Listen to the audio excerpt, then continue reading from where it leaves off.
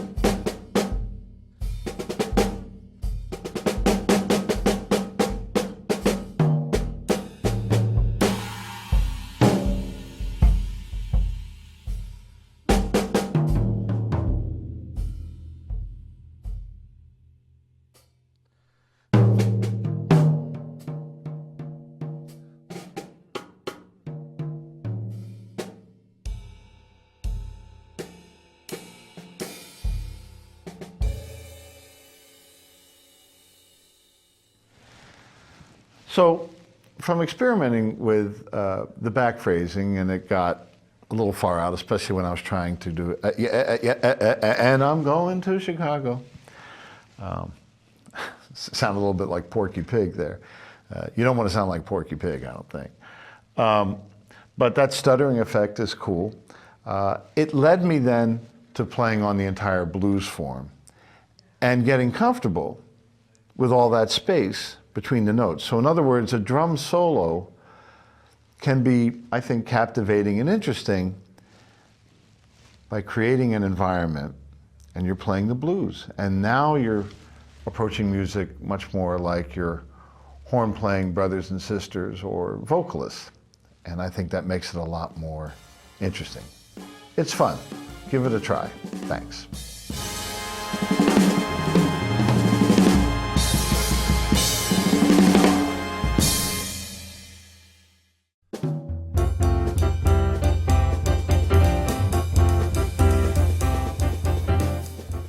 The first bebop song I ever learned was a Charlie Parker tune titled Billy's Bounce.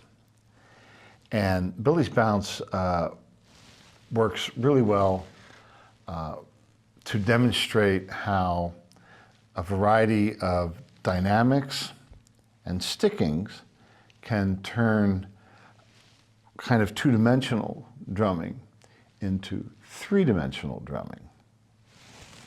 So what do I mean by that? Well, a single drum is capable of playing one note, more or less.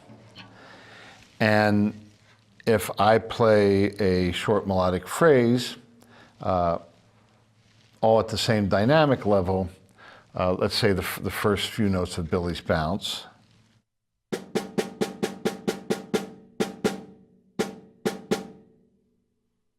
that sounds like that. It doesn't sound like very much. And even if I go to alternate sticking,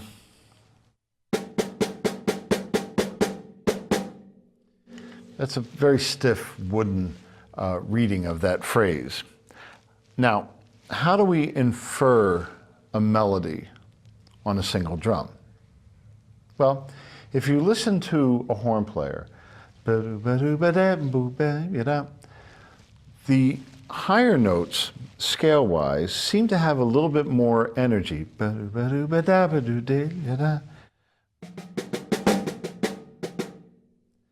So immediately the mind's ear detects a melodic shape when I add these accents.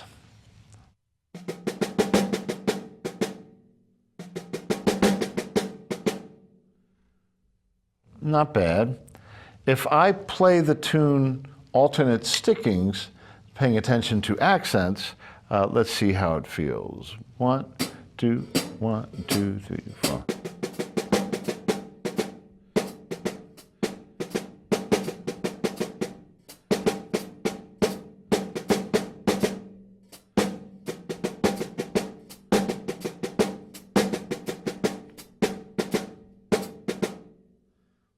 Not bad, but to get it more legato feeling, remember that's how we have determined that jazz is swinging or not.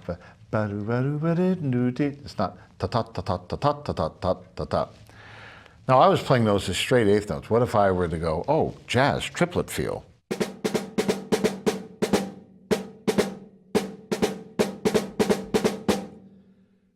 That sounds pretty bad. So sticking with this more or less straight eighth note, but getting a more legato sound, what's going to help me do that? Well, as I like to say, the diddle is your friend.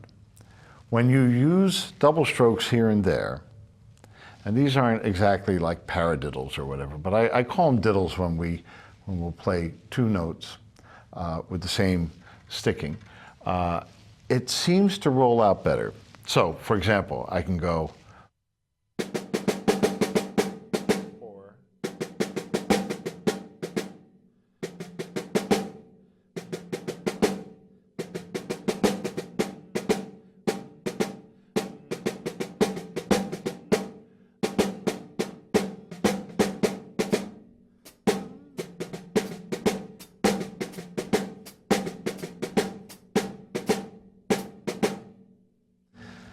somehow that sticking with the two left hand notes, ba-do, ba-do, ba, it comes out more legato. So I encourage you to go through either your bebop tune library in your head or get a real book and start reading melodies and play them on a single drum and see if you can make it recognizable and see if it swings. You can do it with sticks, you can also do it with brushes. Notice that I'm dead sticking, so I'm not going. I'm also not playing a time pattern, so I'm using the brushes just to play the rhythm, but I use dead sticking. Here I go. 1, 2, 1, 2.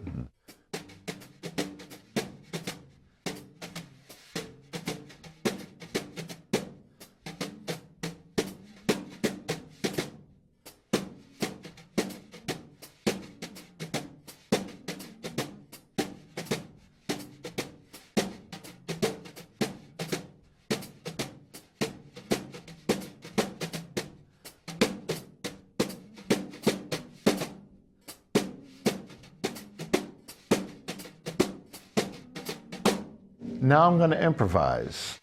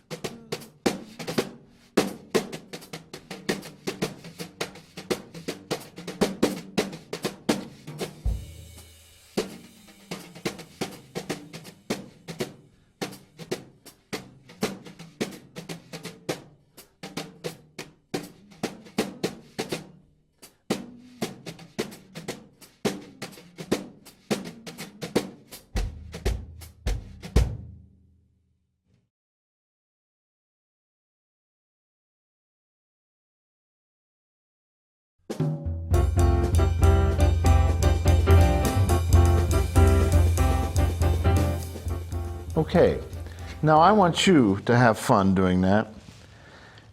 And I'm going to play several courses of time with the sticks, and I want you to play the melody to Billy's Bounce, and I want you to blow some choruses. I'd like to ask that you keep it to 1 or 2 drums max, and with this limited choice of orchestration, then it really becomes a matter of melodic, rhythmic, and dynamic creativity. You know, you're composing now. Once you play the melody, I want you to compose a jazz solo, not an amazing drum solo. I want you to play some music, okay? All right, here we go. Have fun. 1, 2, 1, 2, 3.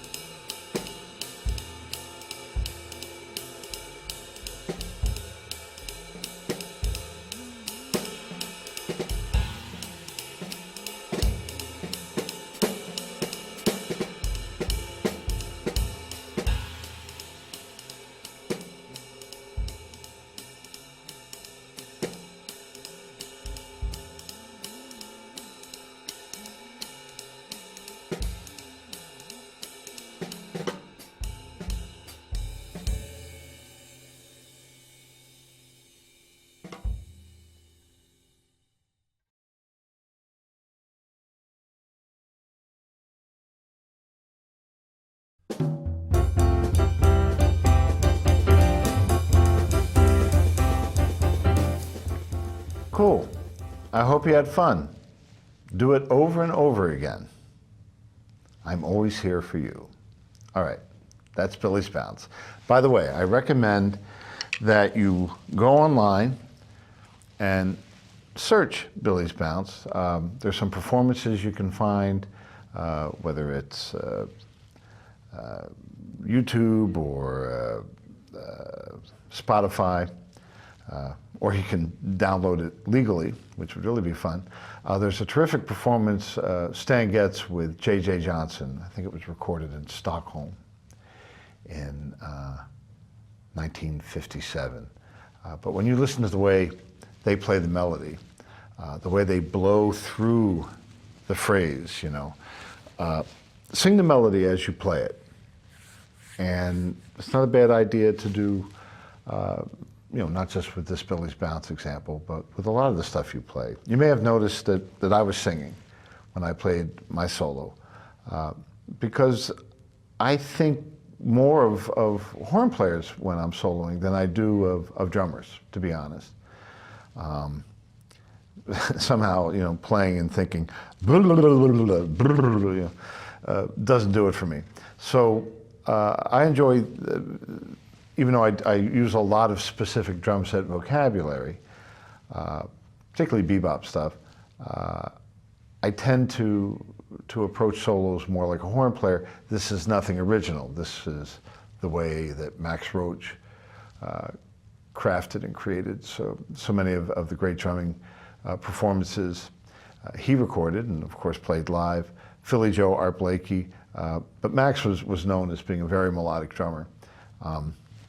Another listening recommendation, by the way, Rich versus Roach. And this was an album where Buddy Rich and Max Roach played together, and their bands are also playing. And they do an incredible version of the old classic tune that featured Gene Krupa with Benny Goodman, Sing, Sing, Sing. And the contrast in styles and approach in terms of the solo performances, Buddy does a very drumistic solo, and it's great. It's a marvel to listen to, but equally great and for me more fascinating when I was young was listening to Max's solo. He soloed to the accompaniment of a walking bass line, and it was like a saxophone solo. And I think part of the reason I gravitated towards it, because when I heard it, the simplicity of it, you know, I said to myself, I can do that. Joe Morello's solo, I mean, Joe Morello had incredible hands and incredible technique, all of which are on ample display in his solo on the original recording of Take 5, yet so much of that solo is simple. And so simple is good. And I just feel a need to keep reminding you, and I want you all to get comfortable with simple, because a lot of notes, pretty easy, and they're not usually very memorable. So for dramatic sake, velocity's sake, sure, that's fun. You know, when we're young, you know, a lot of us put up posters of red sports cars. Because I don't know what kind of posters I put up nowadays, but it's probably a more serene painting or something. So dig on the space, and I'll see you at the next lesson.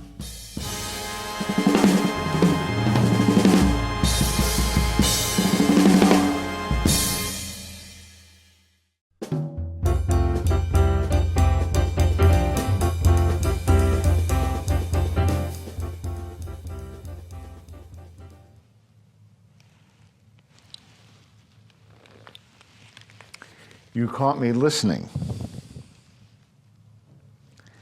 I want to catch you listening too.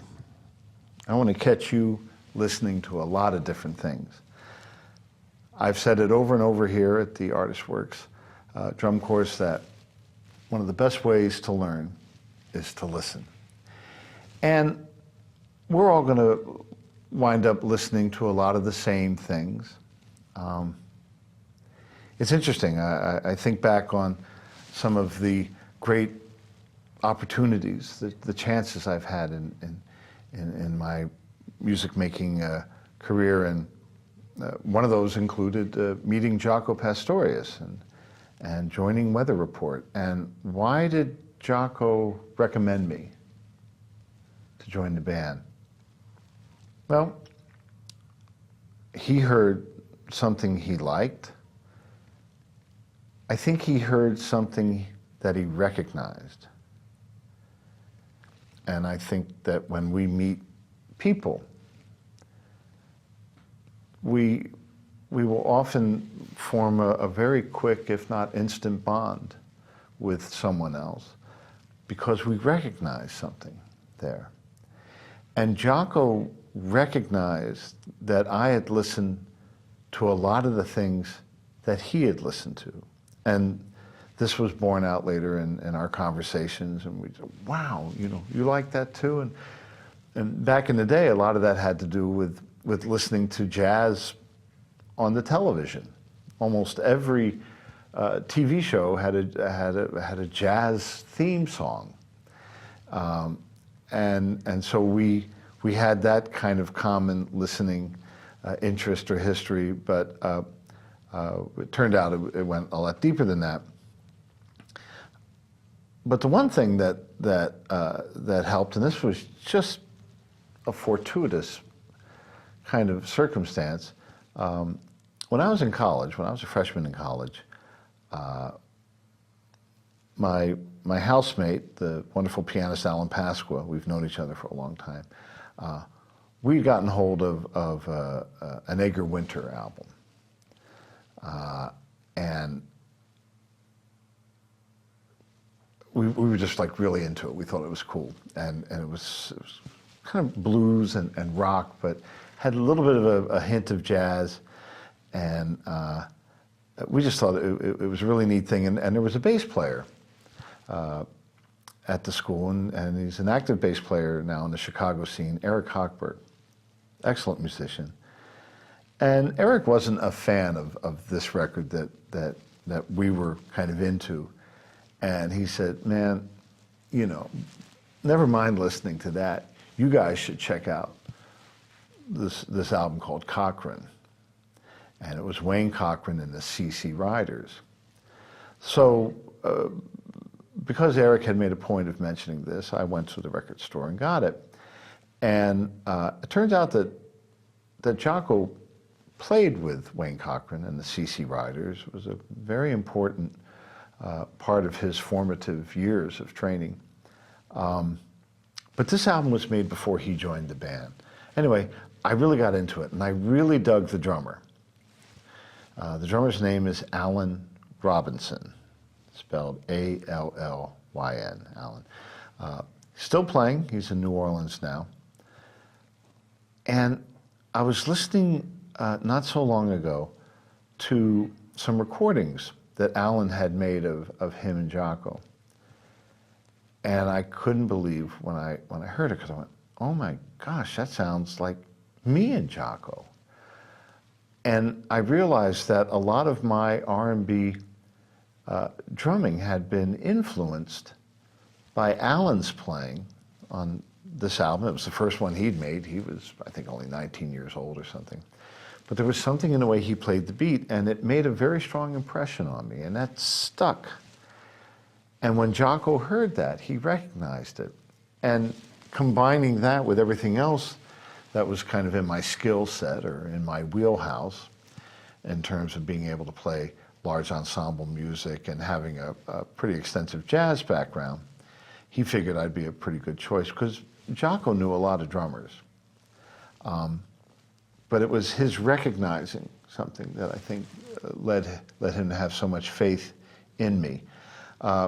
So, number one, it's a little bit of a game of chance what you happen to listen to and what you're drawn to or attracted to. The more stuff you listen to, the broader that range of influence will become, and the more stuff you'll find yourself attracted to, and you'll just be a more enlightened musician.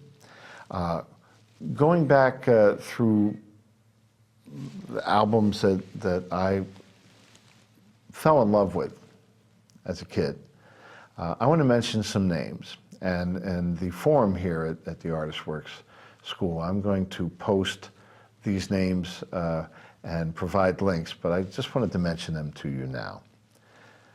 Check out drummers like Ozzie Johnson, Don Lemon, Baby Dodds, Big Sid Catlett, Alvin Stoller, Shelly Manne, of course Mel Lewis, Louis Hayes. That's just 8 or 9 drummers just off the tip of my tongue there. I'd love to hear some suggestions from you on drummers whose names aren't in that, that top 10 list that always seems to be cobbled together by somebody. And I'm not talking about the top 10 lists that always list John Bonham as the greatest drummer of all time. He was a good drummer, and Led Zeppelin was a great band. I kind of missed the boat on that, but save your email comments or posts about I'm a jerk for not liking John Bonham. I liked him, but I sure like Don Lemon. And so I look forward to sharing some links and getting you all excited. And I would like to hear from you about some drummers you think we should discover. And I got some names, drummers you never heard of, whose playing will blow your mind. There's just so much great music out there. So and women drummers. Let's expand this list in this conversation. Educate me, and we'll all educate each other. That's the beauty of this community here. Okay, thanks. Just wanted to talk about listening. Oh, by the way, all right, what do I listen to? Well, when I was touring with Steely Dan, I was listening to a lot of Bach when I got back to my hotel room. And Purcell, for some reason. I really got into that. And some different, like, chamber music. Scriabin, I got into that for a minute. And then I dared listen to a jazz recording. I remember we were in Cincinnati, been on tour for a few weeks, and it was a Keith Jarrett recording of his quartet live in Japan. I think it's called Personal Mountain. I hope I have that name right. Anyway, I'm listening to it with my headphones and said out loud to the room, wow, what am I doing out here, I'm a jazzer at heart, and so it was a good reminder listening to that. But listen to all kinds of music. I've learned more about ideas in terms of comping and rhythmic interplay from listening to the music of Stravinsky and Edgar Varese, Bela Bartok. Just so much cool stuff out there. So let's get that listening list going. Okay, thanks for listening.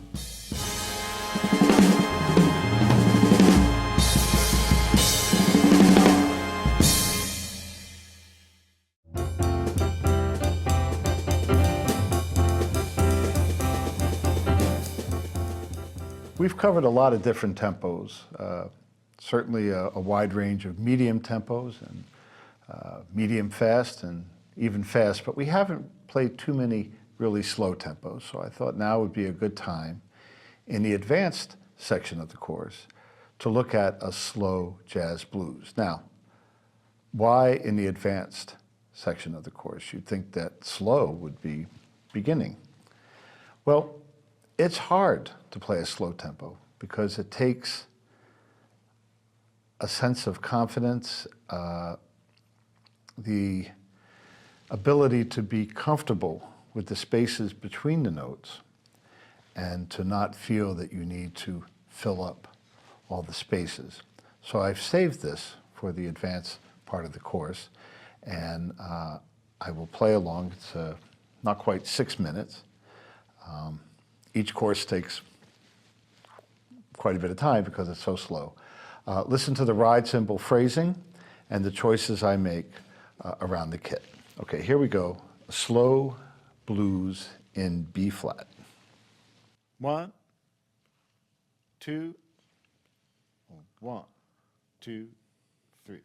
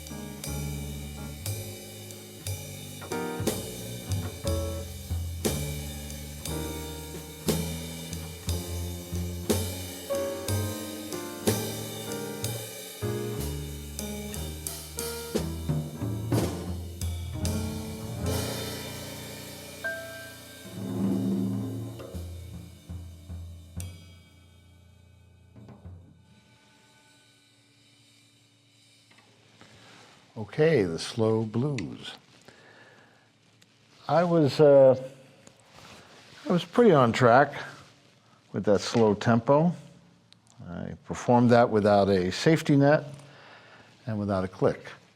A couple times I caught myself realizing I should have been concentrating a little bit better. I did mention earlier in the course that oftentimes when I'm playing a slow tempo, I will visualize that the tip of my stick is the tip of the bass player's finger, and this really gets you concentrating. So concentration helps, and listening, of course. And I hope you noticed that even though I had a lot of time, when I could have been waving my sticks around,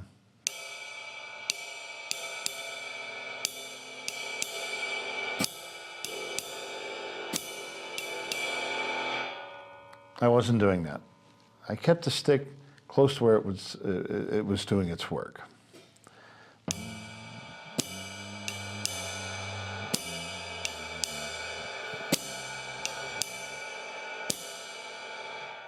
Even on a really slow tempo, like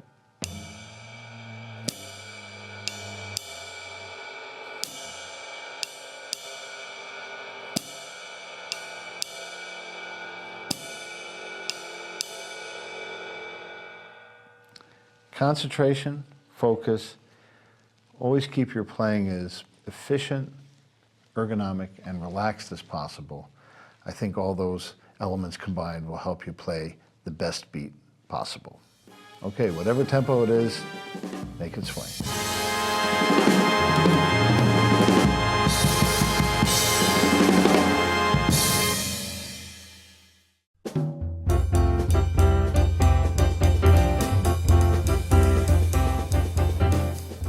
I love playing ballads.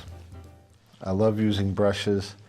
I love how pretty the songs are, and I want to play pretty when I play ballads, still providing rhythmic information to the band, a quiet, confident pulse like this, 3, 4.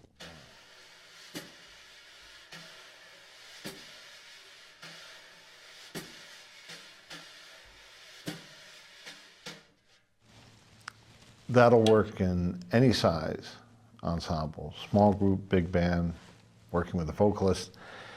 It's clear, it's gentle, it's propulsive, yet it's elegant, and that's the whole idea. A few things that I did and a few things that I didn't do or generally won't do. For example, one of the important things I did was to keep the time flow consistent between the drums and what the rest of the band is doing. So if there wasn't a double time undercurrent or suggested double time, I kept things pretty much 1, 2 triplet, 3, 4 triplet, 1. I keep things in that area. I don't play a fill like this. 1, 2, 3. You know, 'cause it just disturbs the beautiful flow that we have going. When the bass and piano went into the double time, it's what we call a quasi double time. So it's not a full tilt double time. So I like to split the beat up where the brushes, for example, will be playing a double time motion, but the hi-hat stays in the original slow meter or feel. So I'll play 2 bars of this quiet time and then go into the double. 1, 2, 3, 4, 3.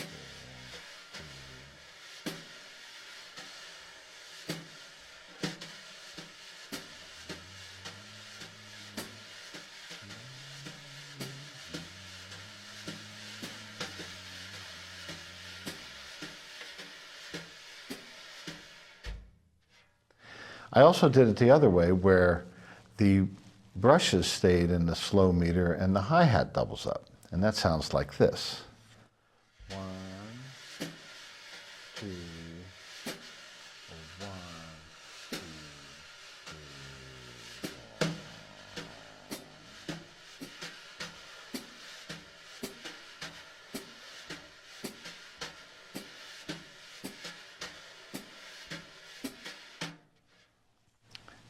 These are both really nice devices. You can go full tilt.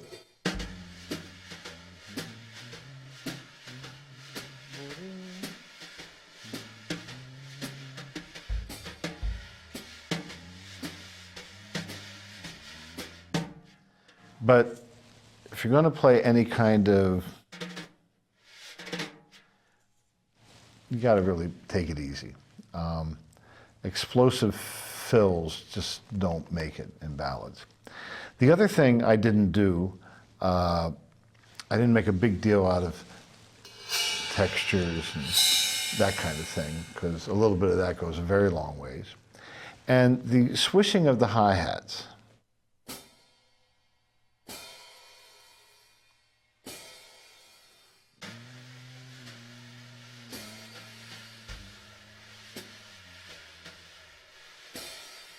You know, if you do it too much, well, I'll tell you, when my students do it at the University of Southern California, I'll generally stop and say, so are you auditioning to be in the marching band? You know, again, a little bit of that texture can go a long way, so you don't do too much of that. There are some brush devices you can use just on the snare drum, this kind of fluttery motion that looks like this.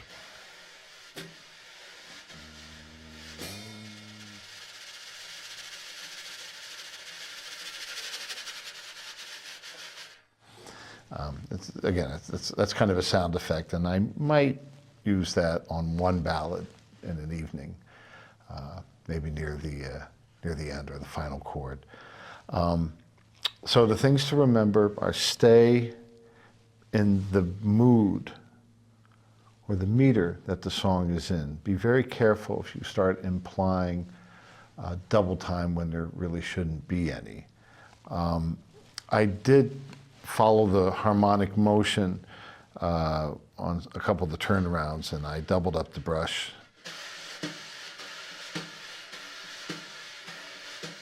But that's really just kind of a straight eighth note, 1 and 2 and 3, as opposed to double time. So be conscious of the metric intent of the song. Certainly doesn't hurt to learn the melody of any ballad you're playing. What's even better, and all the great jazz horn players, pianists, guitarists, bass players too, I assume, and of course vocalists, they learn the words to the tune. Because it's, even though the melody can give you that information of the pathos of the song or the lament. Usually ballads are about, you know, someone feeling blue or something that's gentle, not harsh. So you want to respect that mood. You can certainly take a mallet and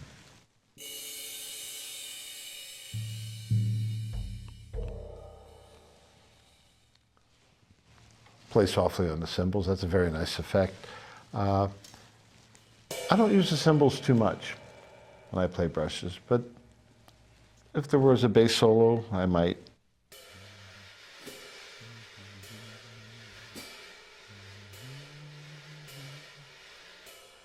And notice my technique. But I'm playing the brush with a glancing motion.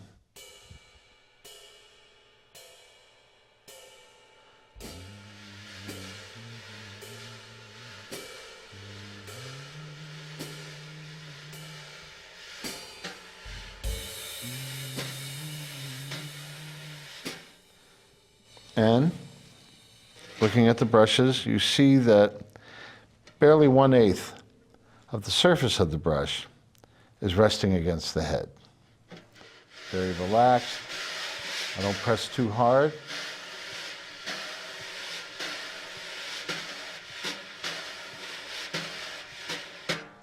Now, if you have a brand new coated snare drum head, a trick that a lot of the old timers used to use would be to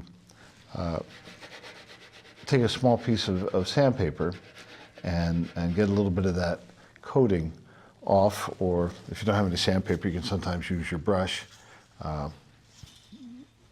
Maybe not when there's an audience present, but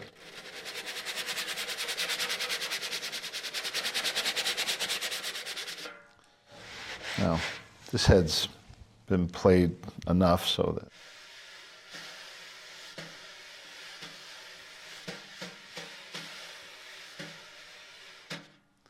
so this backing track is based on the standard Body and Soul.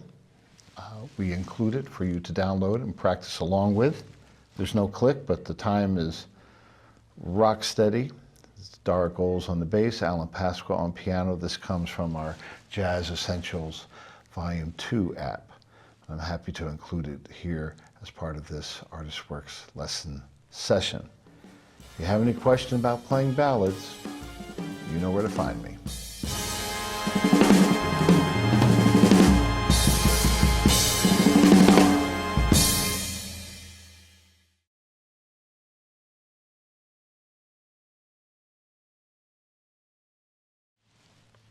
One, two, three, four.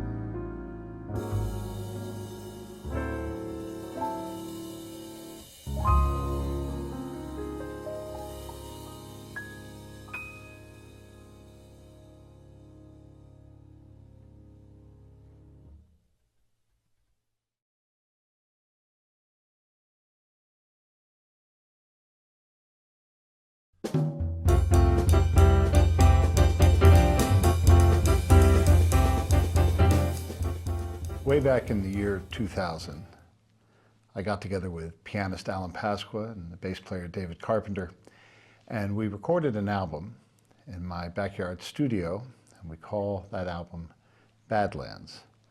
I thought it'd be fun to play this tune of Alan's titled Daddy, What is God's Last Name? To demonstrate a variety of approaches that are not quite the norm.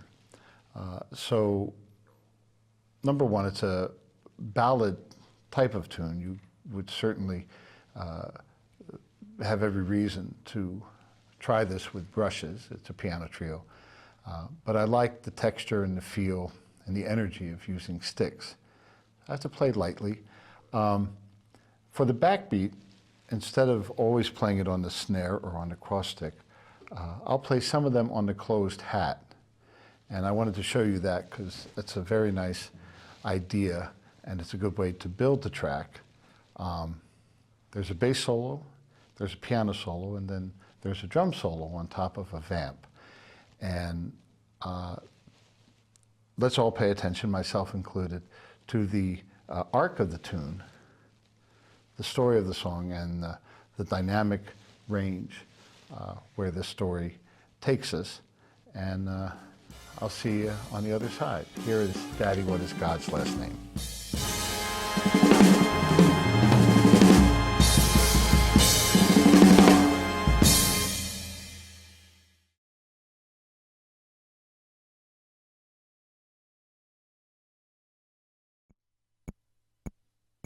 One, two, 1, 2, 3, 4.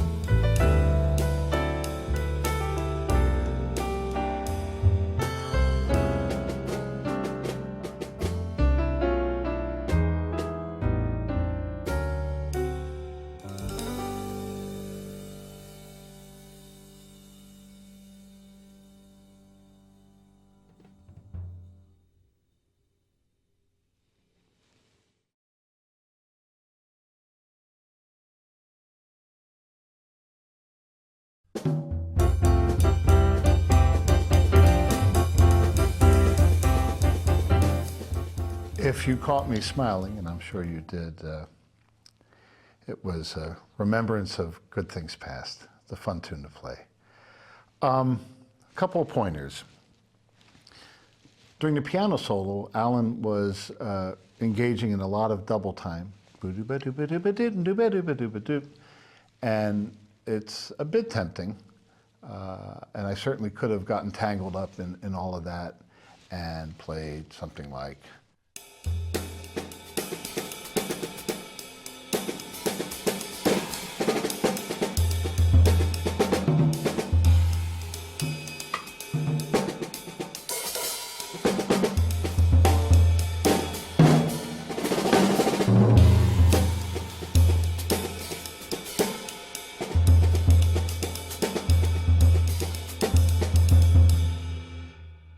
So on and so forth. A lot of times when I hear drummers doing the ECM thing, there I am again with my Dr. Evil quotes, but the, oh yeah, ECM.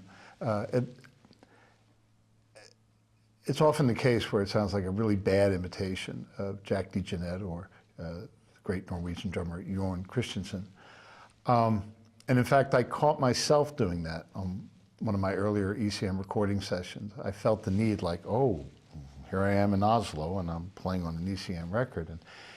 And when I went in after the first take and listened to the playback, the drums just sounded stupid. Luckily, producer Manfred Eicher was familiar with my playing. In fact, we had just completed another album, a band that I'd been touring with, and a band where I was comfortable.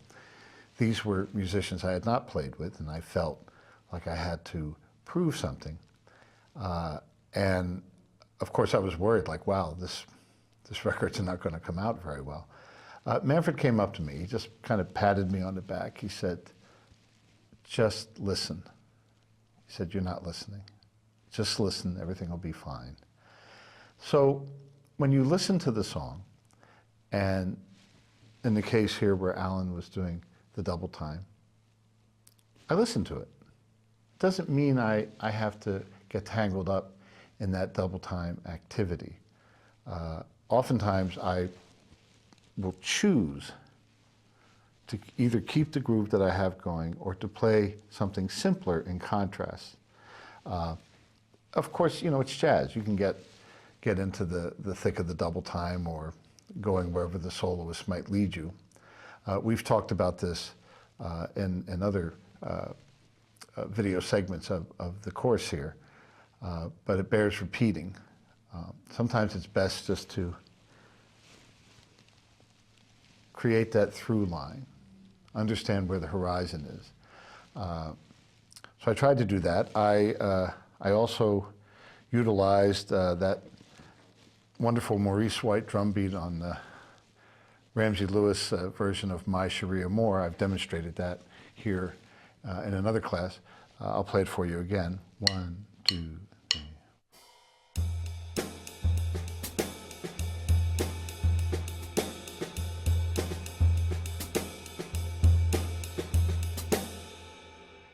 Which just gives a really lovely hippity skip to it. And the other thing, of course, I played the classic Motown fill or lead in. Be-dee-dee-dee.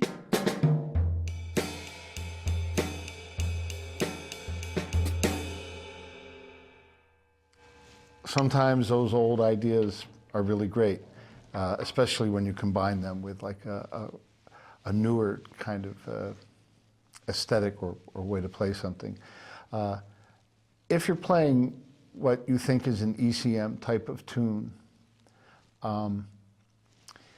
think of building the tension by focus. I hear a lot of drummers, when a tune starts to develop, all of a sudden they'll add the rack tom, like they're supposed to.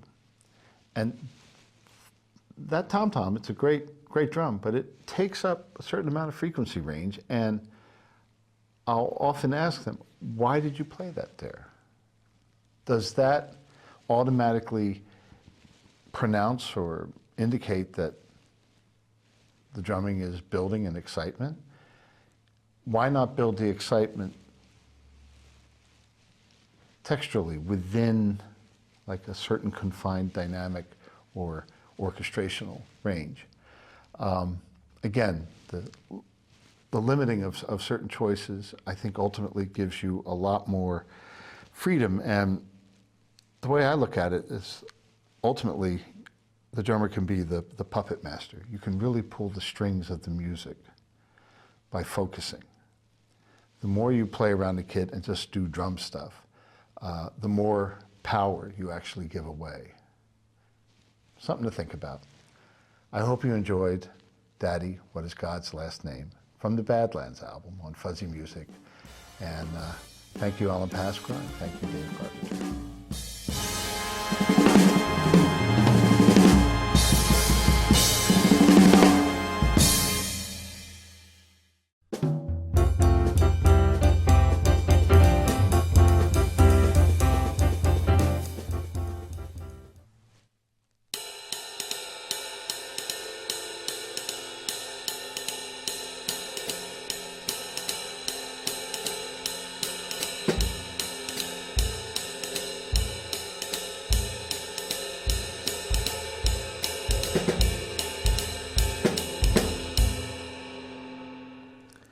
3/4 time.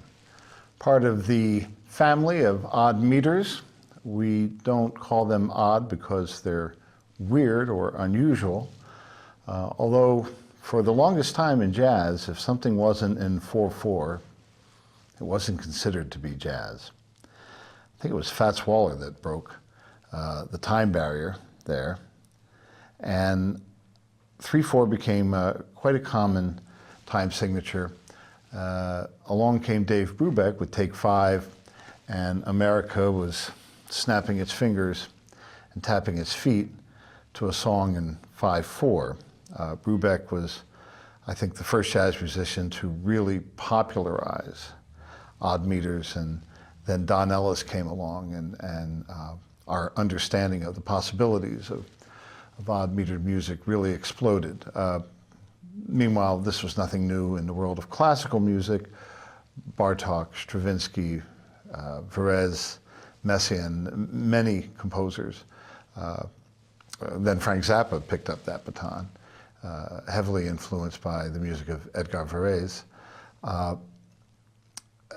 Odd metered music has really become a vital part of our musical culture, and certainly a big part of drumming. Let's look at some odd meters, and I'd like to begin in the relatively comfortable or familiar terrain of 12/8. Now, generally, the primary pulse in 12/8, we think of it as 1, 2, 3, 4, da da da da da da da da da da da da. Those are 12 notes. Da da da da da da da da da da da da da da da da da da da. Now, I'm going to play a cowbell pattern. This comes from Ghana in Africa, and I'll count 1, 2, 3, 4.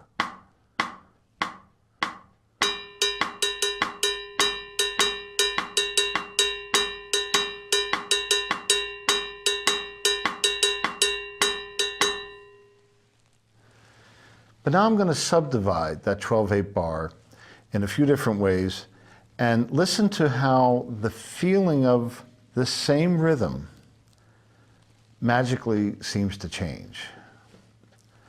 So we go from this .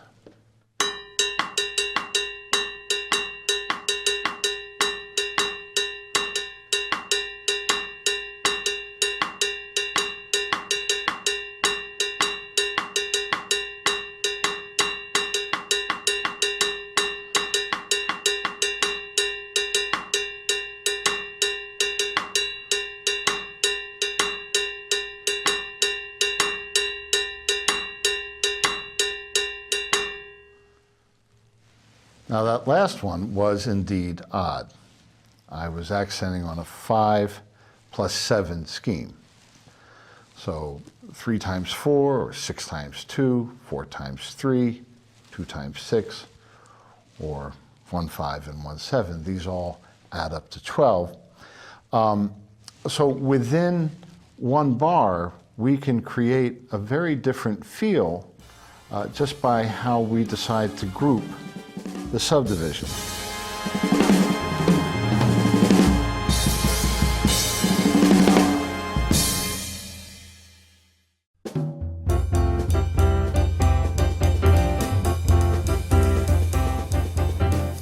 Now, playing in 4/4, let's say if it's a jazz context, we can do some of these same types of rhythmic superimpositions. And these are usually most effective when they go over the bar line. For example, here in 4/4.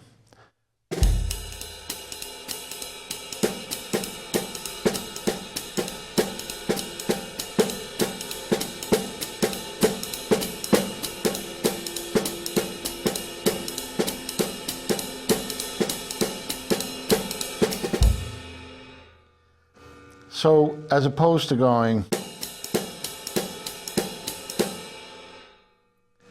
this over the bar line superimposition creates a really interesting amount of tension. And you can explore different subgroupings of various combinations of 8th notes or 16th notes in your jazz or your straight 8th note or 16th note playing. I was once rehearsing with Mike Minieri in the band Steps Ahead, and we were doing a tune that was written in 4/4, and the intro to the song, I'll sing it. 1, 2, 3, 4. Boop beep ba ba doodly ba boop beep ba doop boop ba doop ba dee dee da. Beep ba ba doodly da boop beep ba doop doop ba doop ba dee dee da. Beep ba doodly da doo dee da.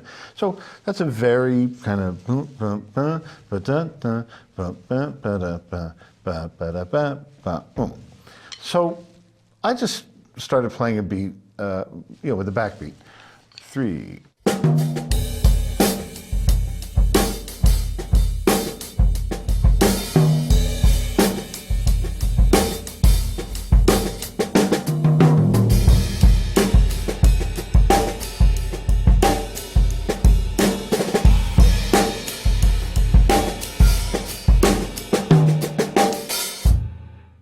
And Mike said, "Can you do something else?"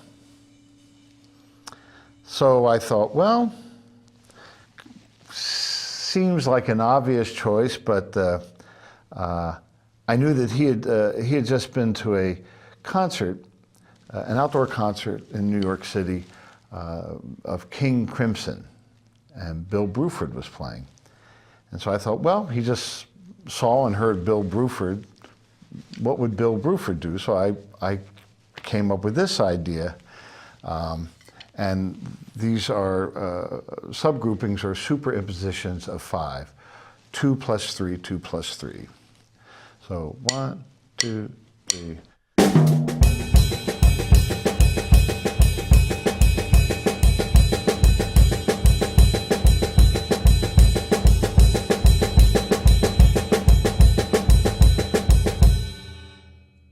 So on and so forth. Again, I thought it was a bit obvious and not that clever, but Mike really liked it, and it has become an integral part of the tune. The tune is called Oops. And it's fun, it works. You have to keep track of where you are because the downbeats you're playing in this superimposition are of course different from this slow-moving 4/4. Anyway, one way to become comfortable with rhythmic groupings is to play them on top of or within a meter that you are comfortable with. And this will expand your awareness or your gestalt in terms of keeping track of where you are. So you don't have to play everything.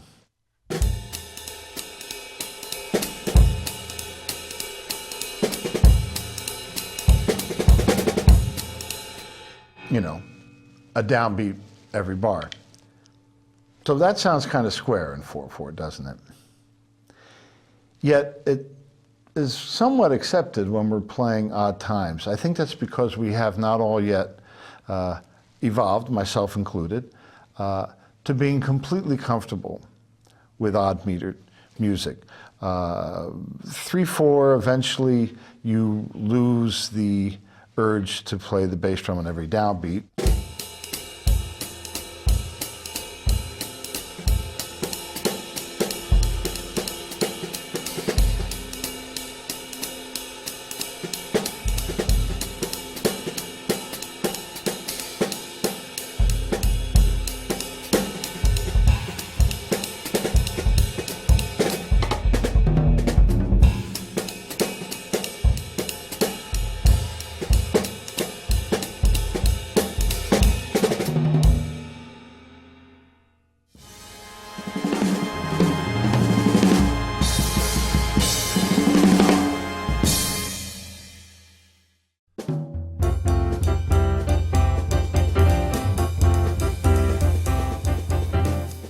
So basically, there are two ways to approach playing 3/4. You can play it in 1, where each quarter note has kind of equal emphasis, and it's a walking kind of 3/4, a 1, 2, 3, 1.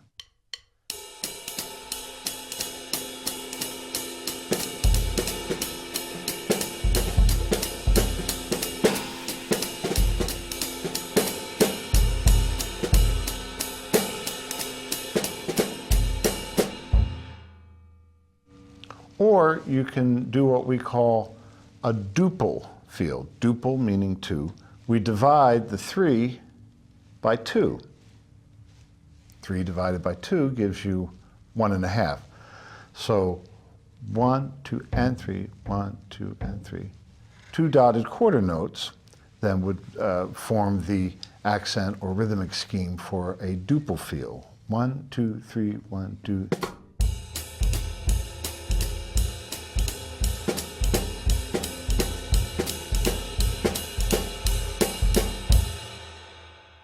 And this is exactly how the Dave Brubeck Quartet approached playing 5/4. Now, the song Take 5 was composed by the saxophonist in the band, Paul Desmond. The clave, as it were, or the rhythmic pattern that's played on the piano is do-bop, boo-dop, boop-bop, boop-bop, boo-dop, boom-bop, boom-bop, boo-dop, boom, boom, boom. There's your dupled 3, and then 1, 2. So the song is not really 1, 2, 3, 4, 5, 1, 2, 3, 4, but it's 1, 2, 2, 1, 1, 2, 3, 1, 2, 1, 2, 3, 1, 2. Now you could reverse that and go 2 plus 3, 1, 2, 1, 2, 3, 1, 2, 1, 2, 3, or play it in one.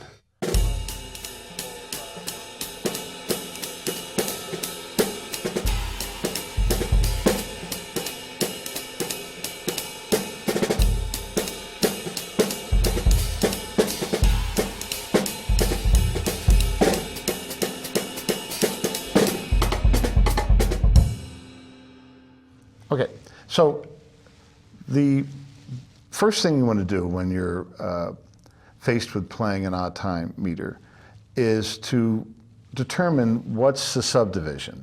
And you can ask the writer, hey, what's the subdivision? And the writer might say, well, it's 3-2, or in the case of 7-4, he or she might say, well, it's 2-2-3, or it's 3-2-2, or 2-3-2, etc. They might not even be aware. They may have just written the thing, or the metric grouping is all over the map. But generally, most of the times, when you're playing in 5 or in 7 or in 9, there will be a specific subdivision scheme. So going back to take 5, here we are playing 3 plus 2, and it was very common to play this dupled 3 and the downbeat of beat 2 as the clave. Boom, bum, ba-da, boom, bum, boom, bum, ba-da, boom.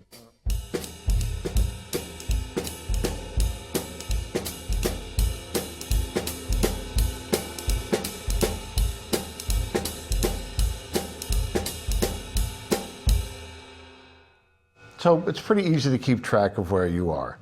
Ultimately, you can become more adventurous. 1, 2, 3, 4.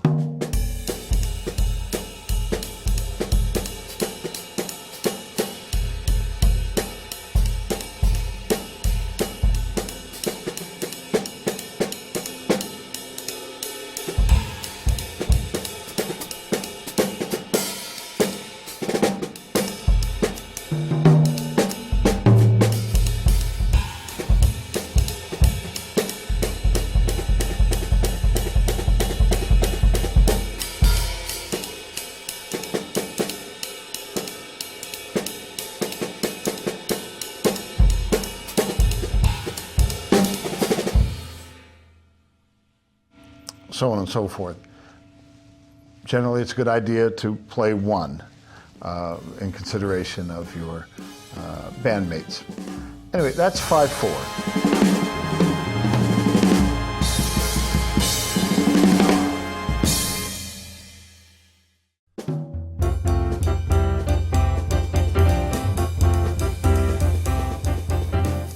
Uh, 7-4 could be 2-2-3.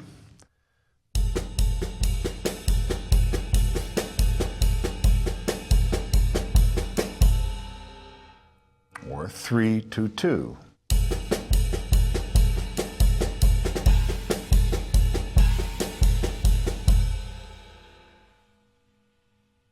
Or 2-3-2.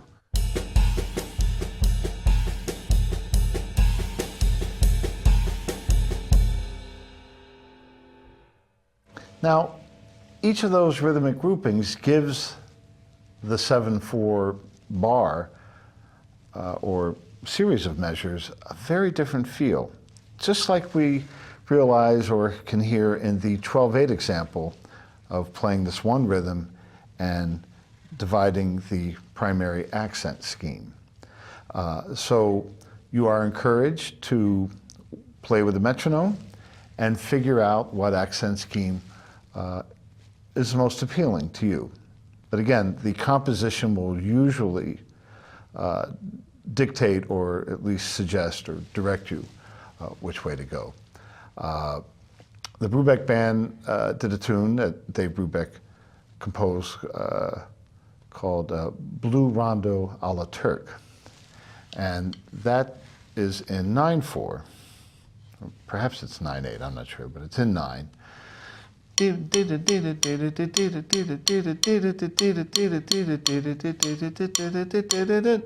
So that's 2-2-2-3, and then one measure of 3 plus 3 plus 3.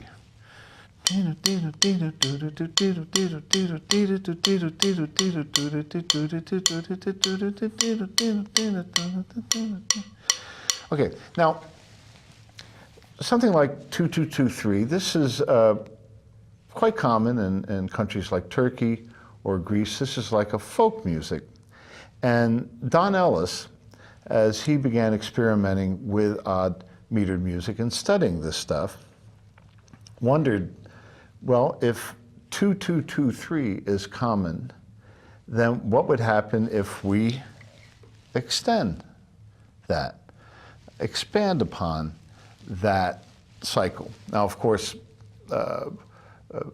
people all over the world have been doing this for hundreds of years, but Ellis brought it to the jazz mainstream. The first Don Ellis tune I ever heard, I think I was still in grade school or junior high school, was a song with the unusual title 3-3-2-2-2-1-2-2-2. He joked in the introduction, it was recorded live at the Monterey Jazz Festival, he said, and that's just the area code. So all those numbers add up to 19, and one bar would sound like this. I'll play a bass drum on every downbeat.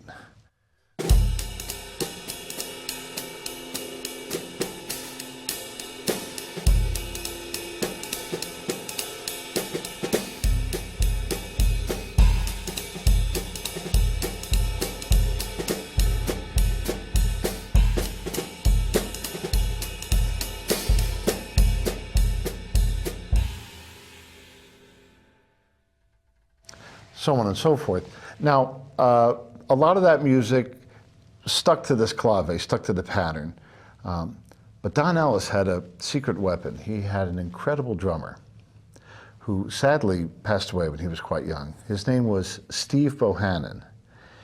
And this came to him like, water to a duck. I mean, he just had an uncanny understanding of these compound meters and could swing and play through all this stuff, do solos, play anything. And he always knew where he was, like a cat landing on his feet, to expand upon the animal analogy here. After Steve passed away, he was replaced by another drummer who has an incredible set of skills, wonderful musician, not just in terms of odd times, but he plays the heck out of that and does it better than just about anyone I've ever met or heard. The guy can do anything. It's Ralph Humphrey. And so getting to hear these drummers play this stuff was really exciting, and we're going to add that to our listening list, including one tune that Ralph recorded with the Don Ellis Band, and it's in the time signature of 33-16. I'll play a measure and then nod or try to indicate somehow. I'll hit an accent on every downbeat. Here we go. Can I count to 33? Okay, you know what? I'm not going to count to 33. Not quite as easy as going 1, 2, 3, 4, 5. So I was taught to learn this by thinking of it in terms of long and short phrases. And it was the great jazz writer Hank Levy, whose music you might be familiar with, if not by way of a Don Ellis recording directly, then by his composition titled Whiplash. The song appeared in the movie of the same name. By the way, if you've ever watched the film and feel an urge to be influenced by it in any manner, I just caution you, don't ever attempt to punch your fist through a snare drum head, because you won't be able to punch a hole into it, but you will break your wrist. Okay, so here's a measure of 33-16.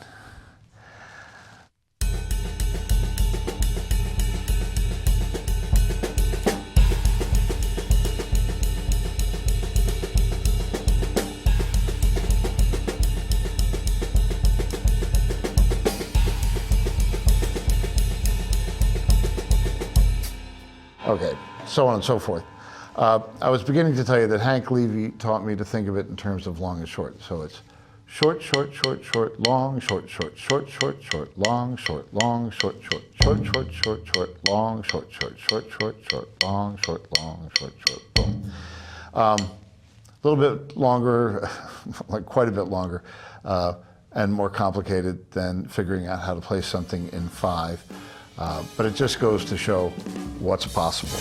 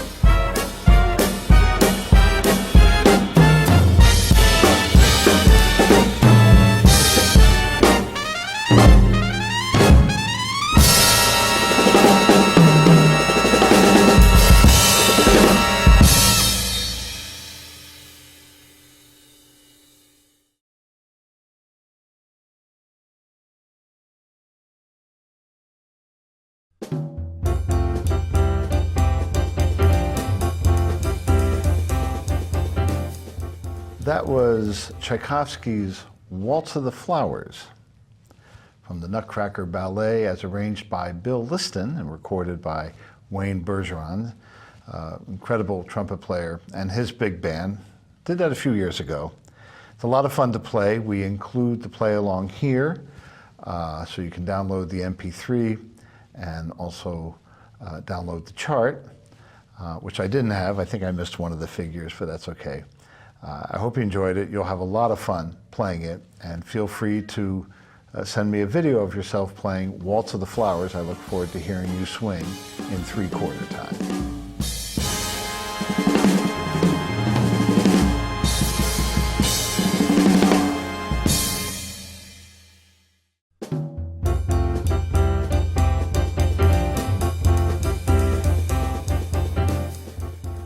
Inspiration comes from a lot of different places. One day I was at the piano and I started just improvising, and I came up with something that harmonically sounded Bulgarian. It reminded me of some recordings of the women's choir of the Bulgarian radio that a friend introduced me to many years ago. And Bulgaria had just scored surprisingly well in the World Cup soccer tournament that was taking place. This is back in, in the early 1990s, I think. So I decided to name the piece Bulgaria, and the rhythmic motif is a system of 2s and 3s. Of course, 2 and 3 add up to 5.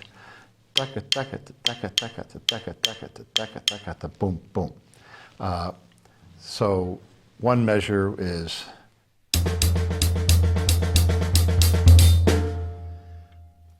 well, that actually comes out to a 6/4. 1, 2, 3, 4, 5, 6.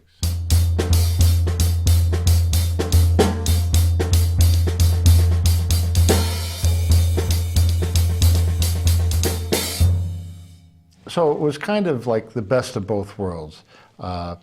In reality, it's just a metric superimposition, an accent scheme within a simpler meter, this kind of large 3 or a 6. 1, 2, 3, 1, 2, 3, 1, 2, 3, 4, 5.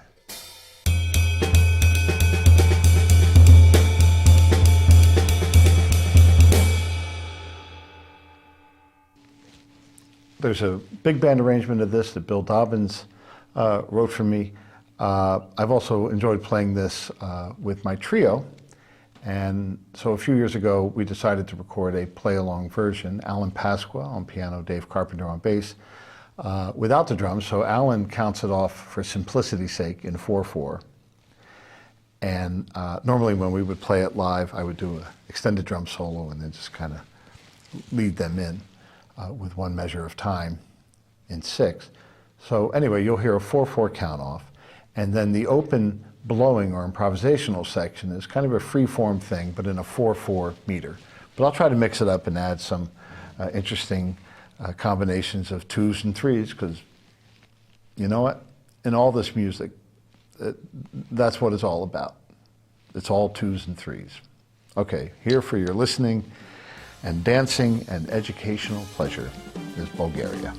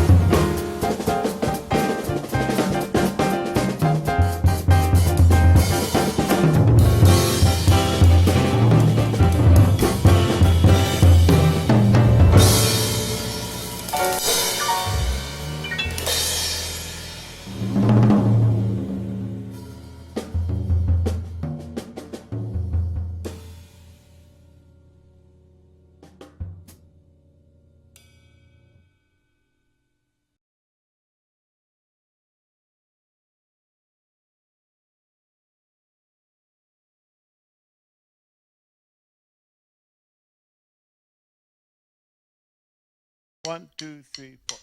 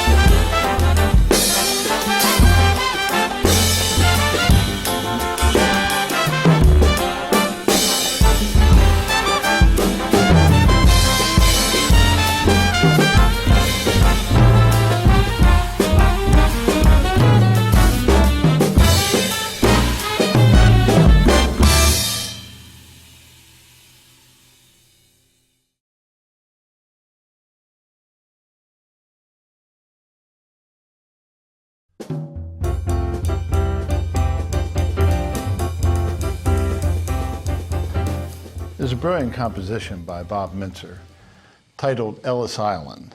It's part of the Mintzer Big Band Essentials Play-Along app that I created along with Bob and developer Lucas Ives. It's also part of a new album called All LA Band by Bob Mintzer. And I wanted to play that tune and include it here in this series of lessons for Artist Works because we were talking about odd meters and how looking at a 12/8 rhythm, this bell pattern from Ghana, dig, dig, dig, dig, dig, dig, dig, dig, dig, dig, dig, dig, dig, dig, dig, can reveal so much about how groups of twos and threes work together. And even though Bob has notated this chart in 6/8, that bell pattern is really the heartbeat of so much of what's going on rhythmically. Do do do do do do do boom boom do do do boom boom. So it has this lovely dance quality, and yet the horns are doing a lot of very sophisticated bump bump bump bump bump bump bump bump bump. These little groupings of twos and threes that give it a five kind of a feel. So we have a kind of multi-dimensional thing going on within the piece, which gives it elegance as well as excitement.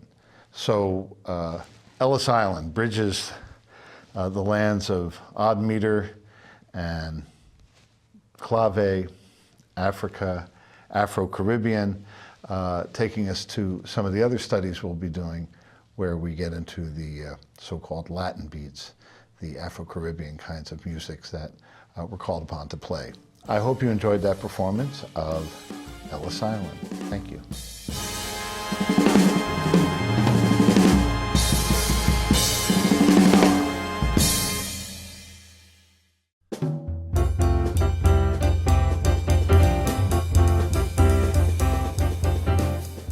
Okay, let's have some fun with call and response, this time in 3/4 time.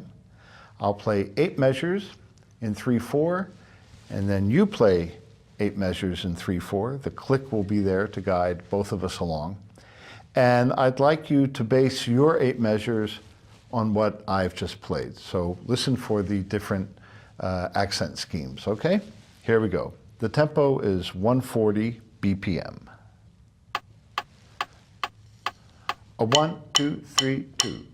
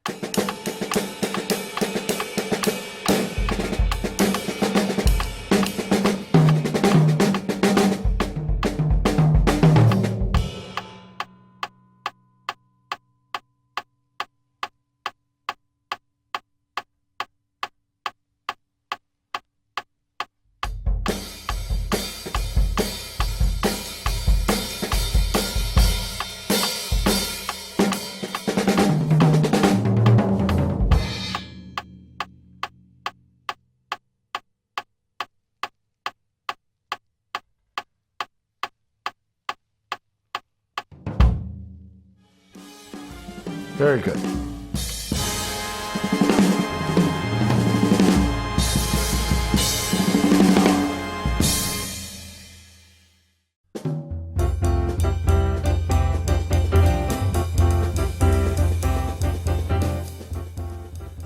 Call and response in 5/4 time. Because of the length of the bar, I'm going to do 4 measures of playing, and then you respond 4 measures in 5/4 time. The same tempo as in the 3/4 exercise. This is 140 beats per minute. I'll count us off. Work off of the ideas or the rhythmic scheme that I establish in my 4 bars of 5/4. Here we go. Call and response in 5. 1, 2, 3, 4.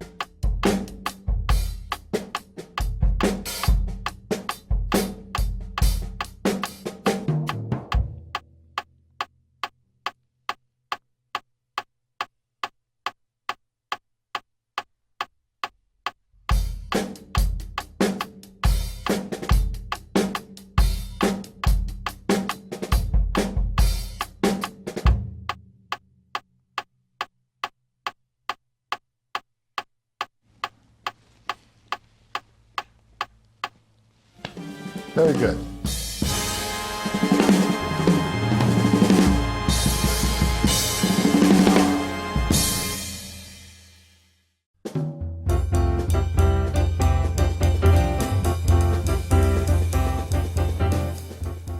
Okay, let's try the call and response in 7/4 time at the same tempo of 140 beats per minute.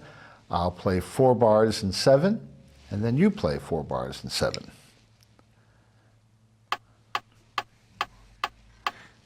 1, 2, 3, 4, 5, 6.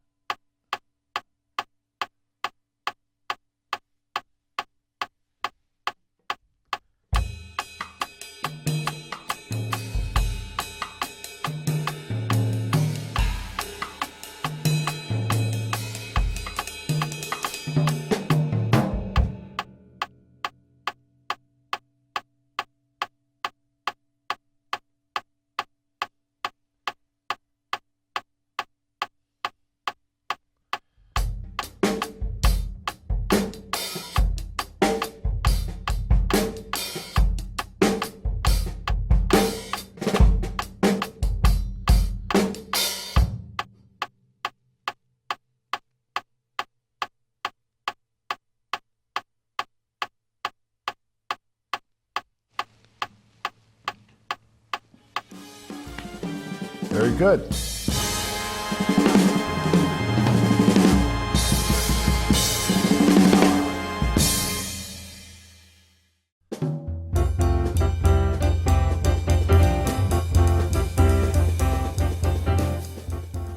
Okay, 9. Not as in the German 9, because here at Artist Works, number 1, we speak English. Number 2, everything is yes. So, the number 9, and we're going to change the tempo, and we'll do this at a metronomic pulse of 240. I'll do some different subdivisions. Call and response. Ja. 9. Here we go.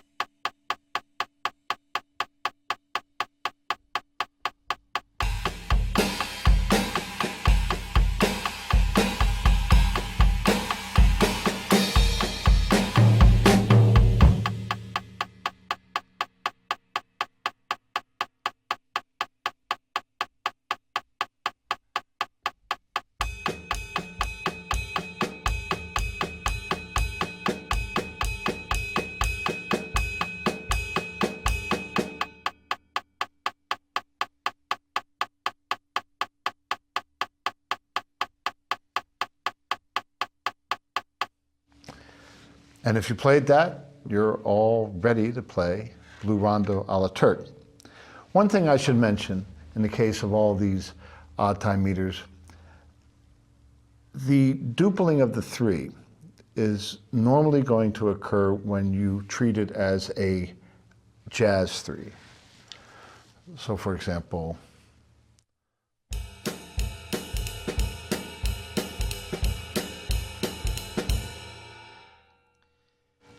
generally, if you're playing funk or R&B kind of a beat in 5, 7, or 9, the duple will not be swung, and the duples occur less often. It's usually more of a vertical.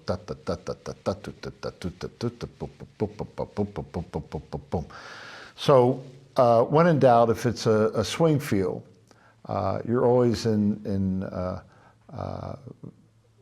good hands. Or it's a good choice to duple swing the 3 part of the bar.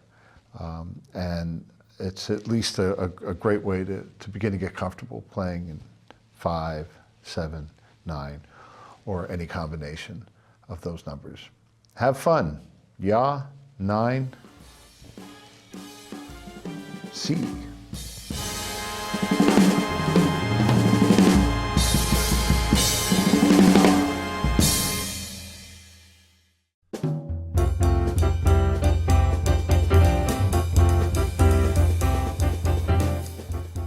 The title of this lesson is Working with Vocalists. Now, like many of you, I suspect, I always thought of myself or imagined my musical career would be that of an instrumental player, playing in bands, playing music that was exciting, loud, much of the time. I never imagined myself in the role of backing up a singer, but it turns out, looking back upon my career, that I've worked with a lot of vocalists, and in no particular order, but somewhat chronologically. Let me go through the list. June Christie, Freda Payne, Melba Moore, The 3 Degrees, Joni Mitchell, Al Jarreau, Diana Krall,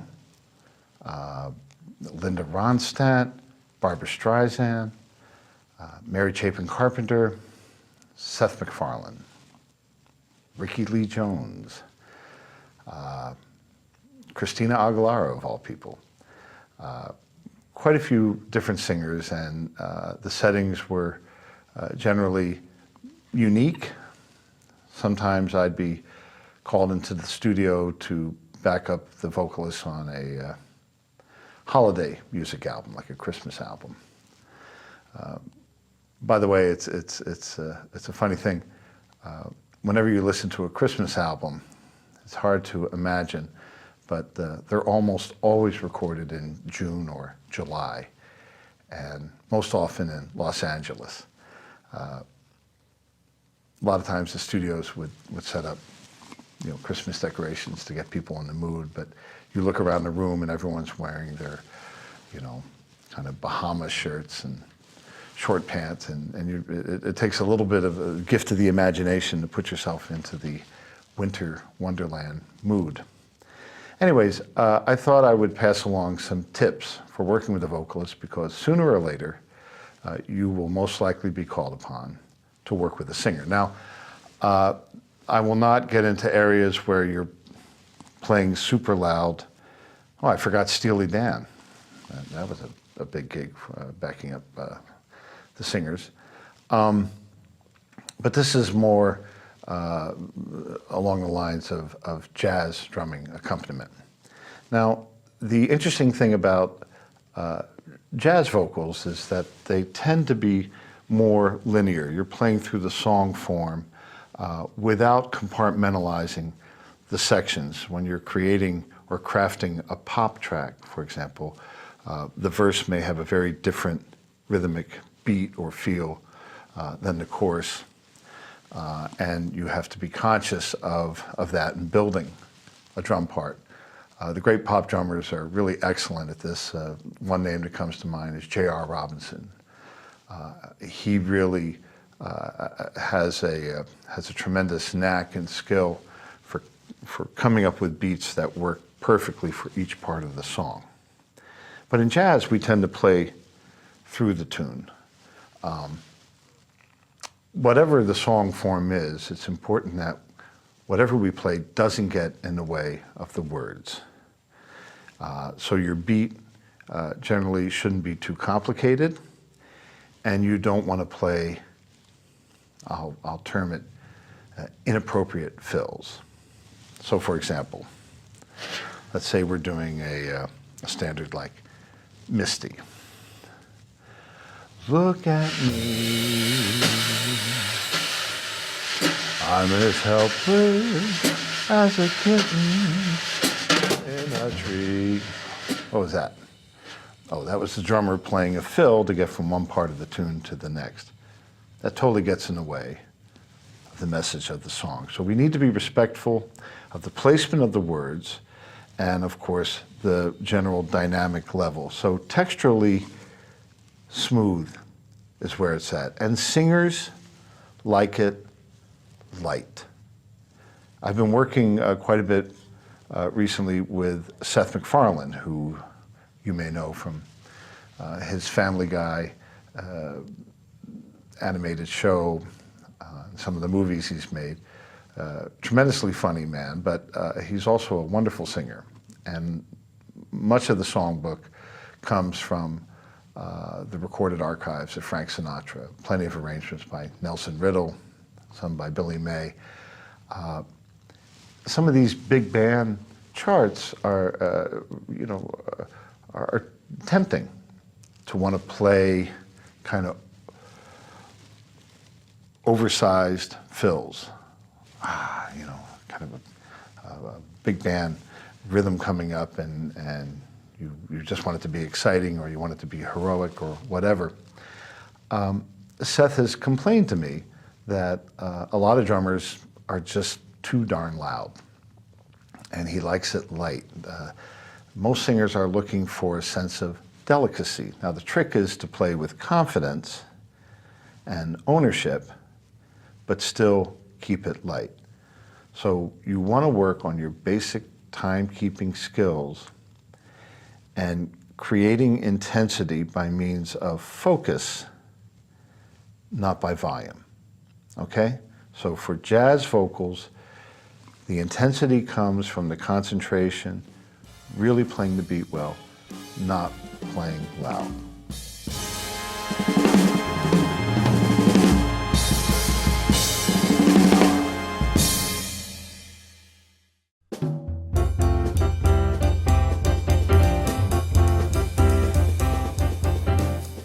So, we're careful about dynamics. We're careful about what we play in terms of the word placement, the content, the mood, the vibe of the song, and of course, tempo. Now,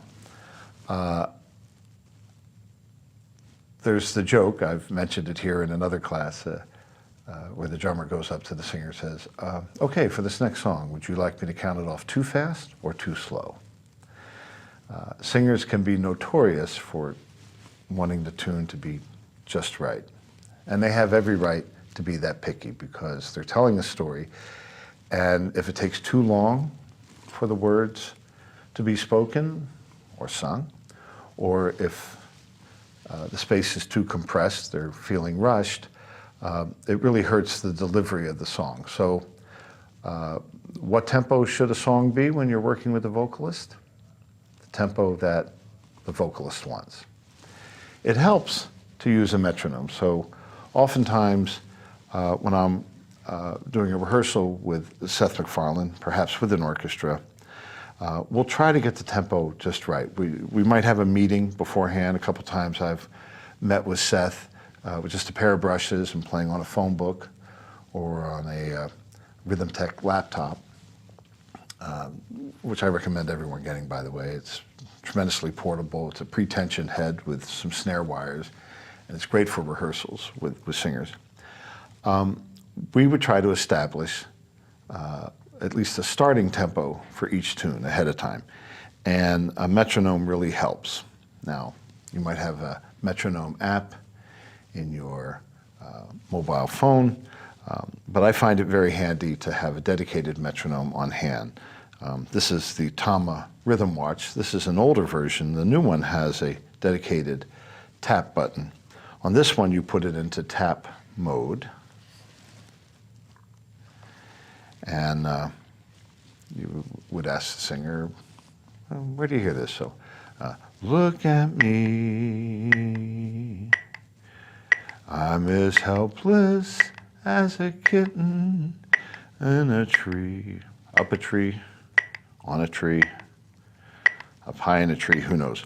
Now, look at me doesn't give you a lot of information, so you let the singer, I'm as helpless as a kitten up a tree, boo, boo, boo, boo, boo, boo. And then you would say, all right, how's this feel? Look at me. And the singer will go, perfect tempo. Now, if the vocalist has a little too much coffee before a set or is feeling nervous or excited, he or she may want the tempo a little faster during a gig. Never take your eyes off the singer.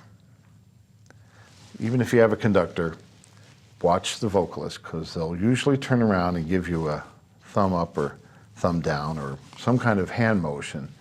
Just and if the direction is unclear, work it out with the singer.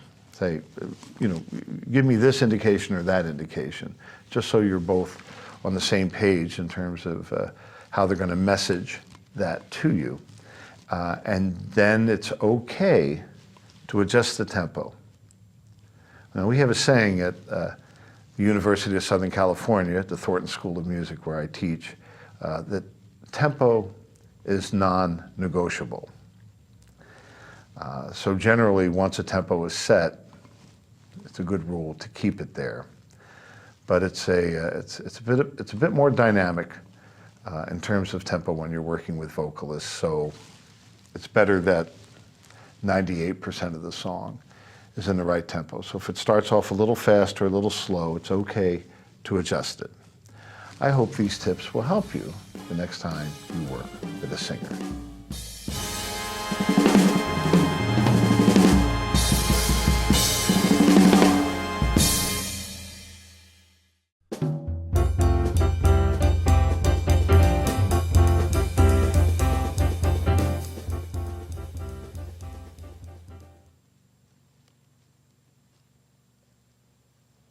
Jim Keltner. Jim Keltner is a wonderful drummer. Started off as a jazz drummer. He became the foremost pop and R&B rock drummer in the Los Angeles studio scene. His drumming has graced some of the most important songs over the past, 30, 40 years. He's still very potent, dynamic drumming force to be reckoned with. And I'm proud to say that I know Jim. We're not close pals, like we don't get together for dinner or have a beer together. I don't even know if he drinks. But I think of Jim often, and when I was touring with Steely Dan, Jim became my mantra. His name became the guiding force for me in playing that music, because I realized that it was very easy to get sucked into trying to fill up whatever space the band would be playing in with the drums. If it was outdoors, I would be playing loudly if I wasn't careful. A large arena, playing very loudly. And I realized that Keltner got the biggest, fattest drum sound, and he wasn't hitting the drums that hard.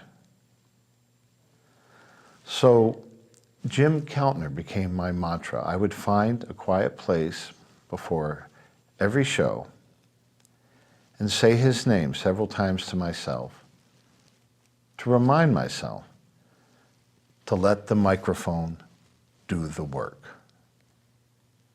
Okay. Not too long ago, my wife and I were watching a television show, and it was a tribute to a famous band, and they had a house band accompanying most of the singers, and great players all, but we noticed that the drum sound wasn't great. And I just chalked this up to, TV. Drums usually don't sound too good on TV. But then one band was self-contained, and my wife called out from the kitchen. She said, "Wow, the drums sound really good all of a sudden." And I said, "You're right." We looked at the TV, and it was a different drummer on a different kit, but he was playing very lightly. And that playing approach, playing not too loud, allows the engineer and the signal path of audio to have more headroom to work with, and you can always bring the drums up as loud as they might need to be.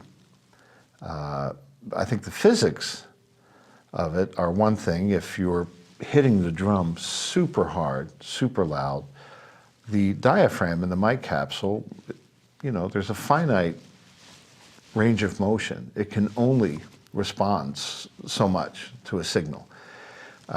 And then you're just kind of pinning that part of the audio chain, and you've painted yourself into a bit of a sonic corner. The other thing to factor in is that there are not only drum microphones hearing the drums. There I go with my Dr. Evil thing again. Hearing the drums when you play, but all the microphones in the room or on the stage are likely, or at least capable, of hearing the drums. And then when the drums are audible in these other microphones, the drum sound becomes less focused and generally less pleasant. So hitting the drums too loud becomes self-defeating. There was another drummer I heard, and not really a drum set drummer, the great percussionist Trilok Gurtu, had this little sit-down drum set, and it consisted of a couple of rototoms. And this was the loudest drum set I heard at the whole festival, because the microphone could do the work. So when you're playing, think about that. Think about the volume you need to be playing at. I know some bands, want the drummers to play with a lot of energy and loud, and that's a big part of what we do.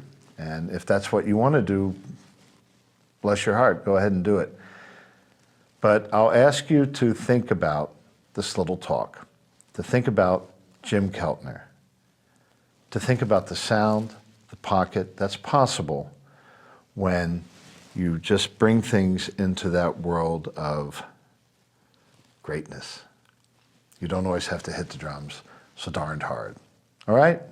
That's your drumming tip for the day. Jim Keltner. Thank you, Jim.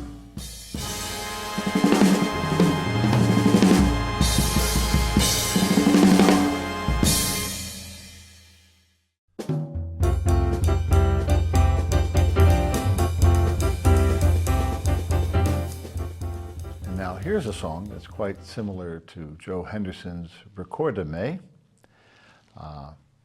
Blue Bossa and Recordame seem to be chosen or played quite often in a lot of school ensembles, particularly high school and college.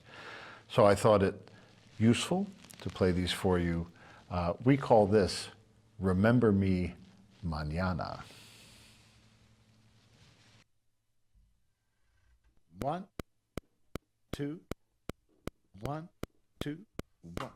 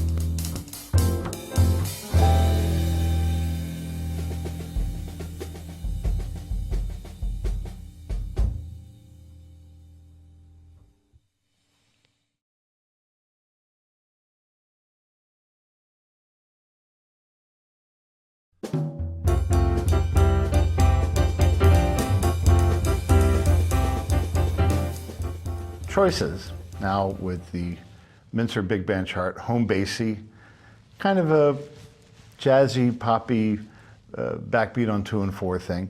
The original performance that I recorded for you here at Artist Works was the way I would normally do it. Now I'm going to try thinking outside the box a little bit, utilizing some of the possible choices that I outlined and discussed, and let's see how they work in a big band setting with a backbeat on 2 and 4. Okay, home bassy. A 1, 2, a 1.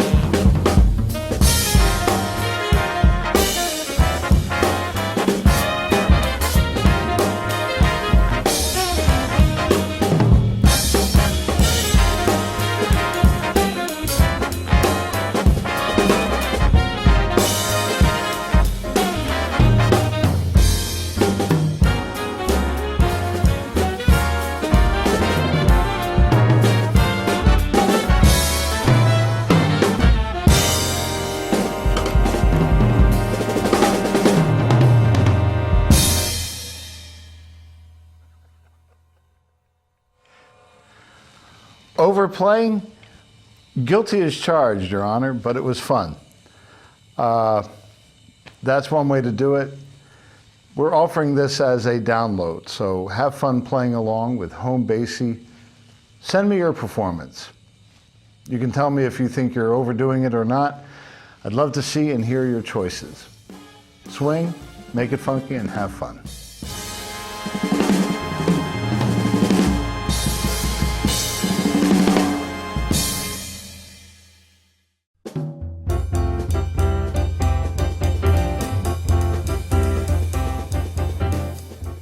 There's a lot of really cool stuff going on in the world of drumming. Drummers are exploring more and more textures, whether on a standard drum set or by playing unconventional kits. I mean, whoever would have thought the cajon would become such a popular thing? I even have a couple in my own home. Not very fond of sitting on them, but I will play them from time to time. But some drummers have made those part of their kits. For years, drummers have been doing things like throwing a towel over their floor tom. That's very cool for sound. Or putting a cymbal on the drum and playing that, or tambourines or bells. You know, the sky's the limit with percussion. There's just, you know, everything is a potential sound or instrument. But along more conventional lines, let's look at some of the things we can do to bring more texture to what we play. Now, with the sticks, you can get a pure sound.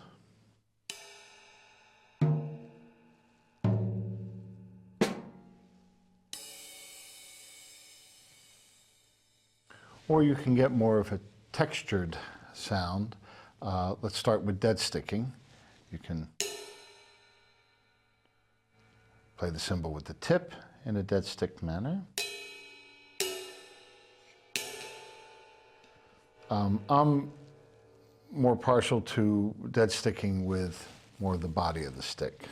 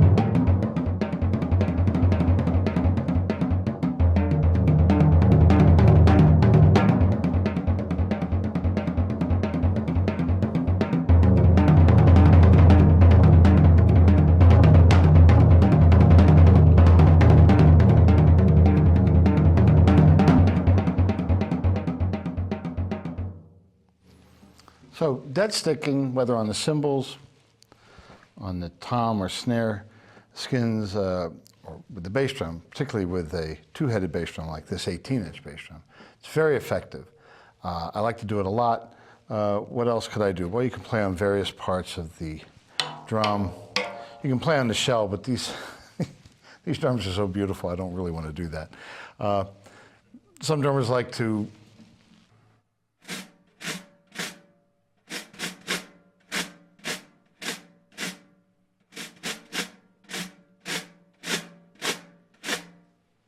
with your hand. I've even seen some drummers turn the snare drum upside down so they can really have a go at playing the snare drum upside down and playing with the snare wires and so on.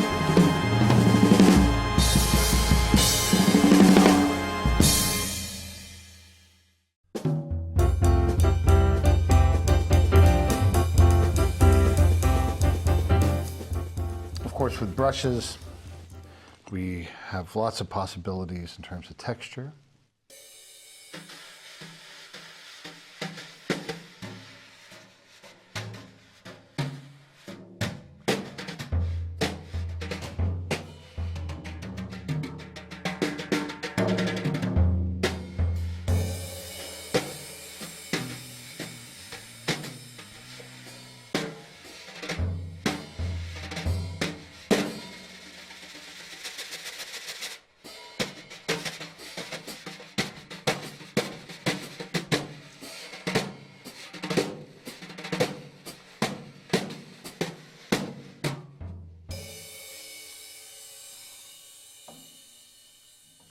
Using a more stiff brush, like this Vic Firth split brush, a lot easier to get a much nicer cymbal sound.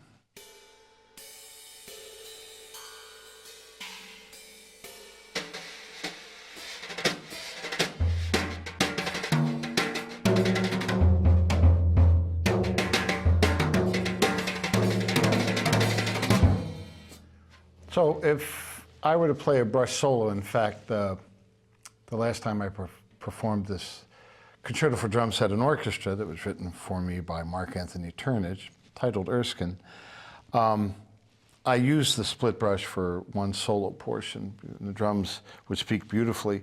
Another idea is to split your choice of brushes and use one split brush, perhaps for the cymbal, but use a more traditional brush like the heritage brush for creating a cushion of sound on the snare drum. The split brush is a bit harsh for this kind of sound.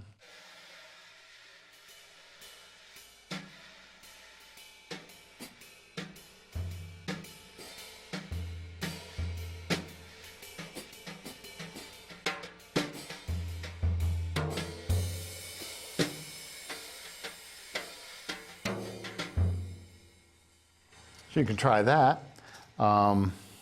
Let's see.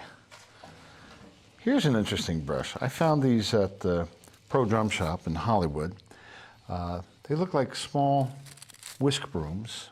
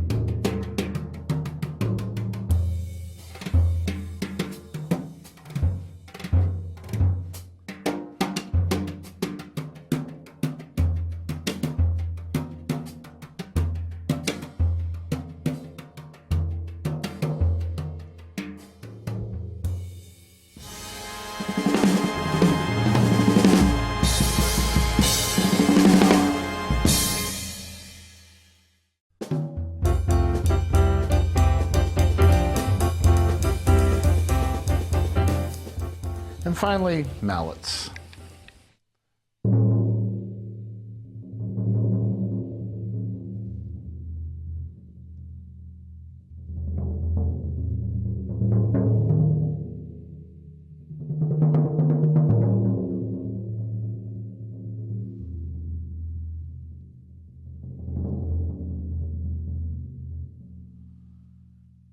And notice that I don't try to roll too quickly. The tom-toms are functioning almost like small timpani drums. And I think I get a better sound allowing the head as much resonant time as possible between each stroke. You, I think, begin to choke it a bit if you play so quickly.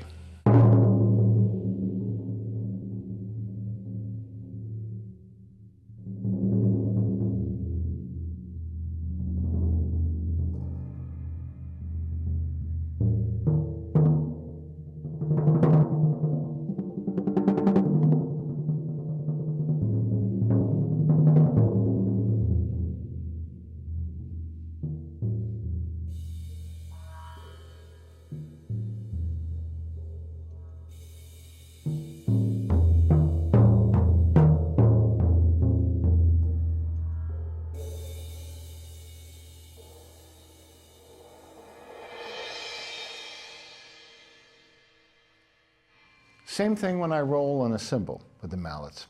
I tend to do it more slowly as opposed to very rapidly.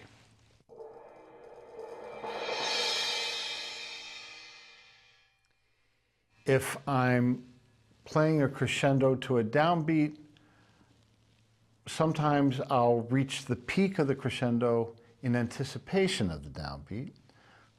Other times I might hit it dead on, or I might play beyond the downbeat. It's usually nice to, well, experiment with that, but I like to reach the peak a little bit before the downbeat. 1, 2, 3. Now sometimes if I'm playing brushes on a ballad and I want to do a mallet crescendo leading into a downbeat, it might look something like this.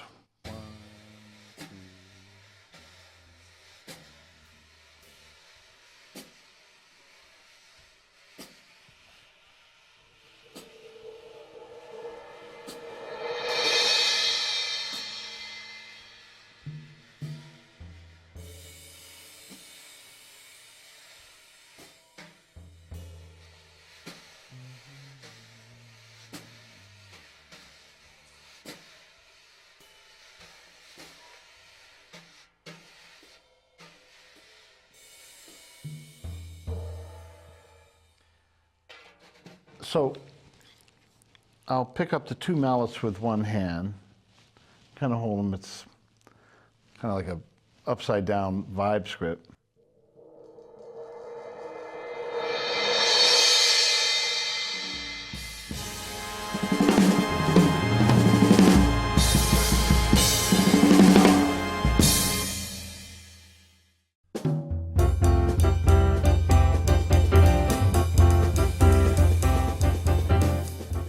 Finally, my favorite thing to do at the end of a song,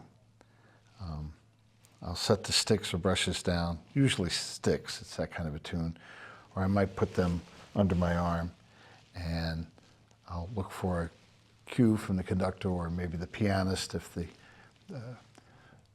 sustain pedal's on and the chord is trailing off, and then I'll do this for the very end button.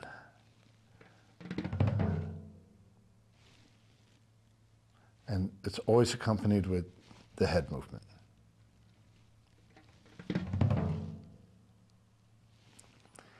It's like a subtle version of the Beatles bow, you know. And I don't know why, but I always do it that way. I never would do that. It's just not right. You do it like this. And it's a lot of fun to do. I think Shelly Manne used to do that.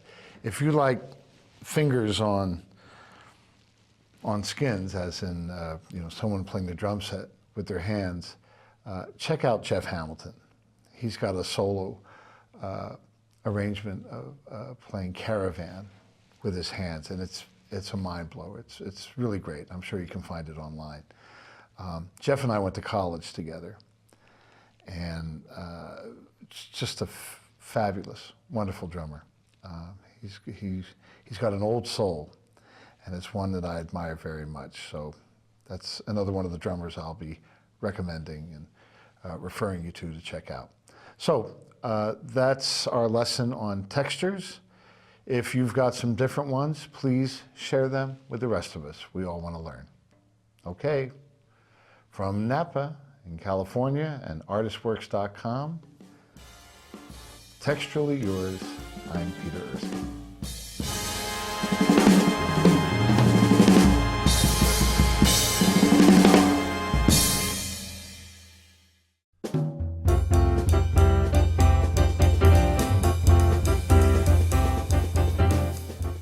Now I'm going to play a tune that I composed and recorded a few years ago with my new trio. The new trio consists of Vardan Ovsepian on keyboards and my nephew, Damien Erskine, playing electric bass. The song is called Joy Luck Club. The album is entitled Joy Luck. And I wanted to include it in the advanced section here because we're talking about 12/8, and the clave. This is in 4/4 time essentially, but it does have a 12/8 feel, and there are some superimpositions. 2s and 3s and 4s abound here, and it's a fun tune to play. So we're offering it as a downloadable track, and I'd be happy to hear your take on it. If you don't want to submit it for performance, please take advantage of its being here to play along with. It's a lot of fun, I think. Goes a few different places, and I hope you enjoy my performance now on Joy Luck Club.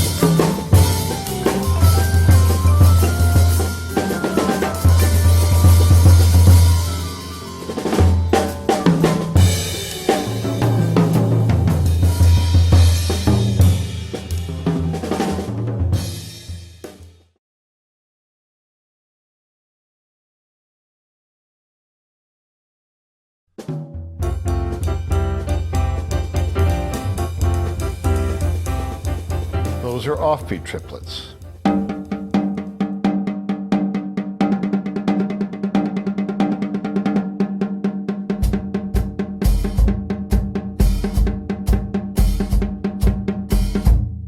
Okay, so a lot of possibilities right there, just playing those notes in time.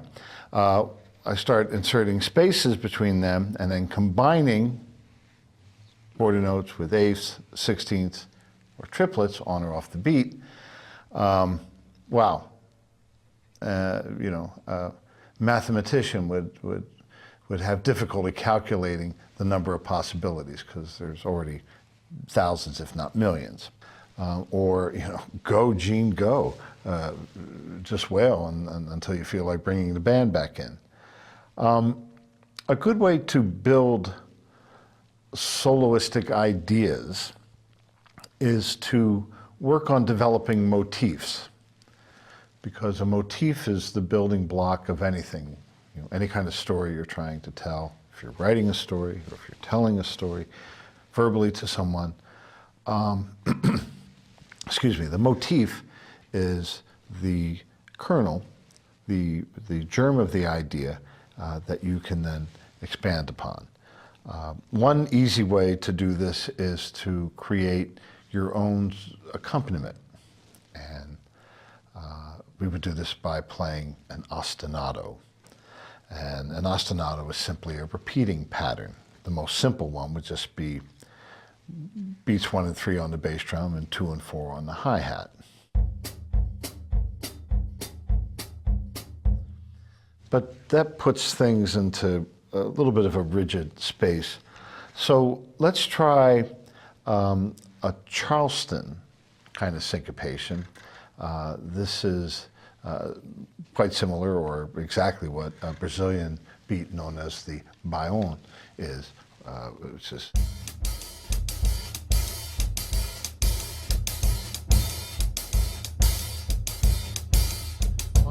A 1, 2, 3, 4.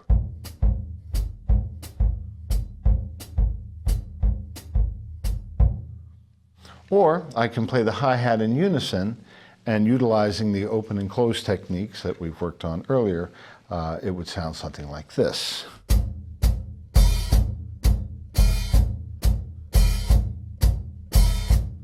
Notice that I'm doing the same thing with the bass drum, in effect, that I'm doing with the hi-hat. The first 2 notes of the pattern are closed, or dead sticked, and then the third one I'm bouncing the beater off.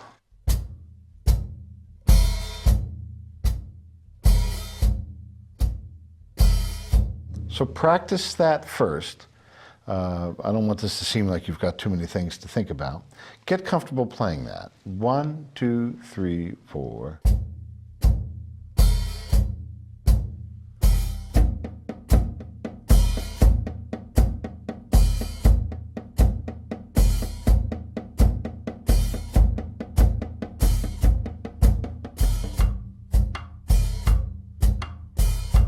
So that's a nice tempo.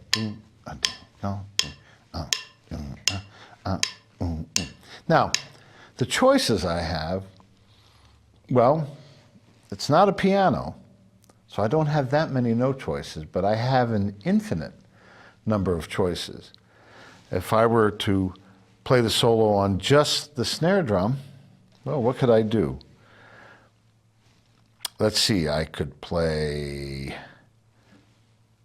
notes that are on the beat, 1, 2, 3, 4.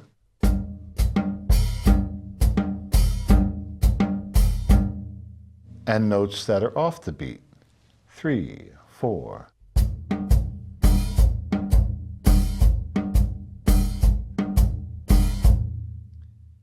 Those notes are the same speed, and yet they give it a whole different feel, don't they? Let's double that up. Twice as fast. 3, 4.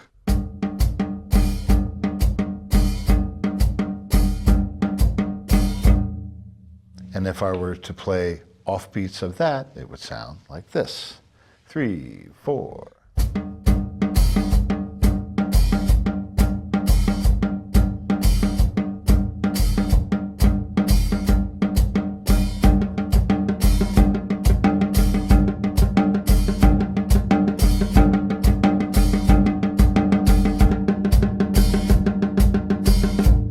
Doing offbeats at that time was a little bit tricky, but I bet if you practice it, you can do it. How about triplets?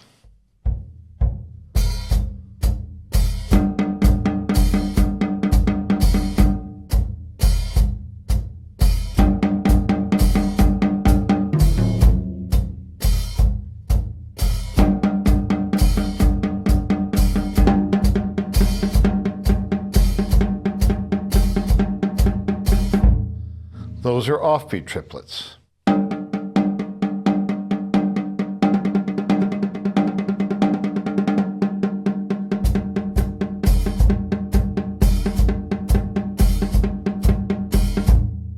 Okay, so a lot of possibilities right there, just playing those notes in time. I start inserting spaces between them and then combining quarter notes with eighths, sixteenths, or triplets on or off the beat. Wow. A mathematician would have difficulty calculating the number of possibilities because there's already thousands, if not millions.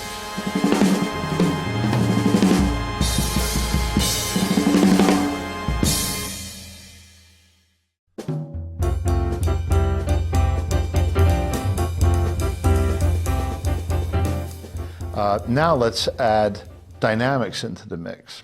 Instead of it all being the same dynamic level, we will make some softer and we will make some louder.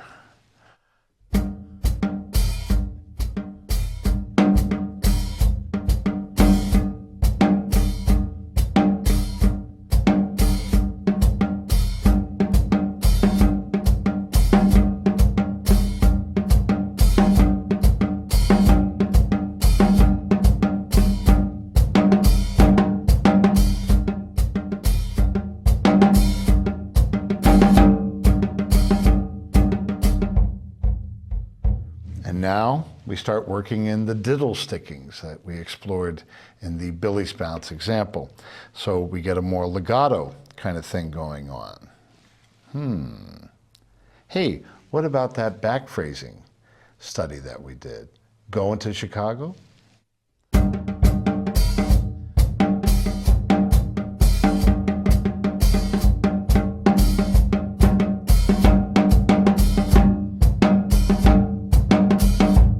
Okay, now these rhythms, off the beat, back phrase, whatever, really make sense because there's a reference point.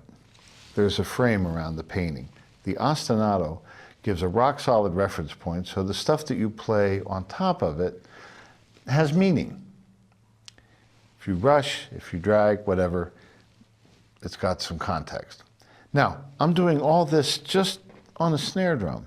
I'm not even changing textures by playing cross sticks or doing multiple strokes.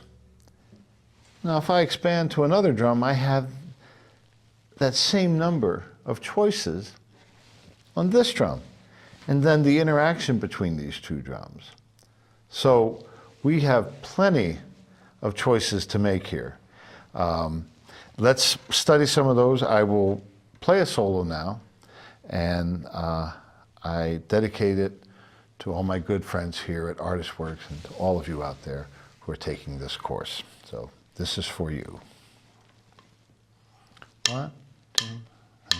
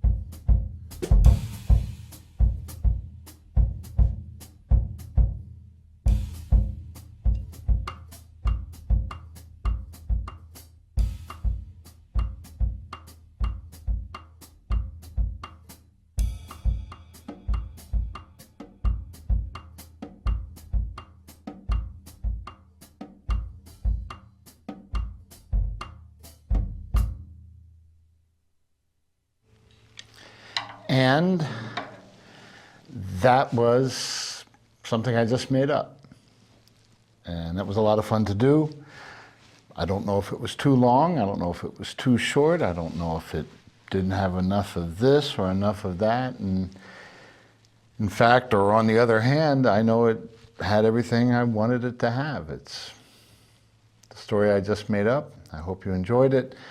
I used words that I know. I tried putting some together in different combinations. And I think I pulled a couple things out of thin air on that one. It's good practice. That's a solo with a backing track, as it were, that you can provide for yourself. Next, we'll explore open solos that are out of time.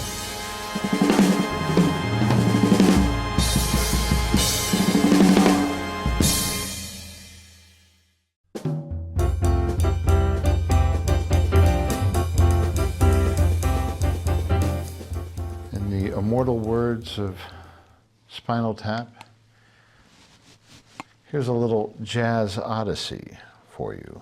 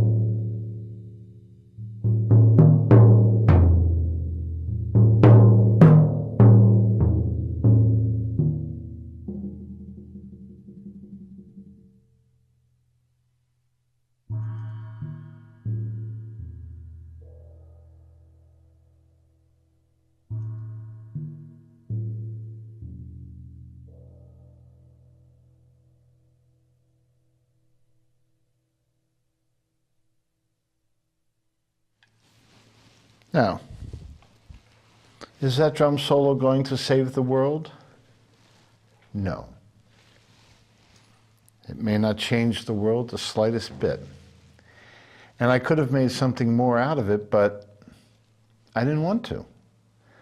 It seemed complete, and I gave it no more thought beforehand than just taking the mallet and hitting the 14-inch tom-tom and the 12-inch tom-tom.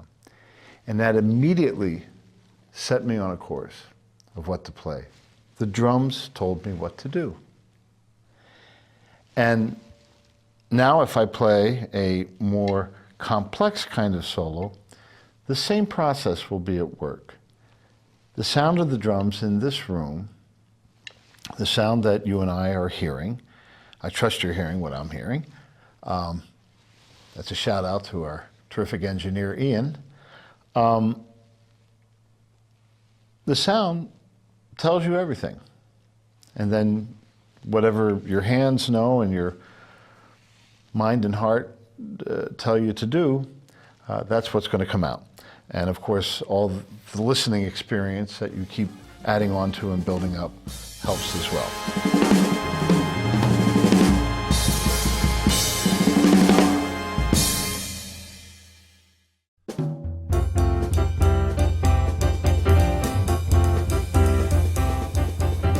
So here now, free solo number 2.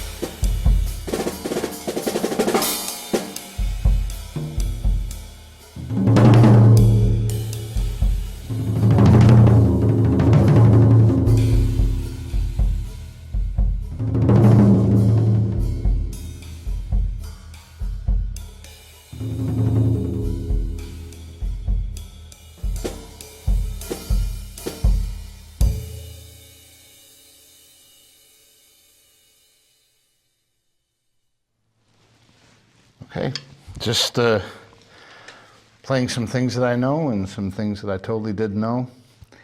And I hope you enjoyed that solo. Something I've been practicing for a long time. And no, just kidding. But maybe, yeah, my whole life. Anyway, have fun playing some solos. If you want to send me some short ones, or however long you like, you can include those in your video submissions. I'll be happy to take a look and a listen.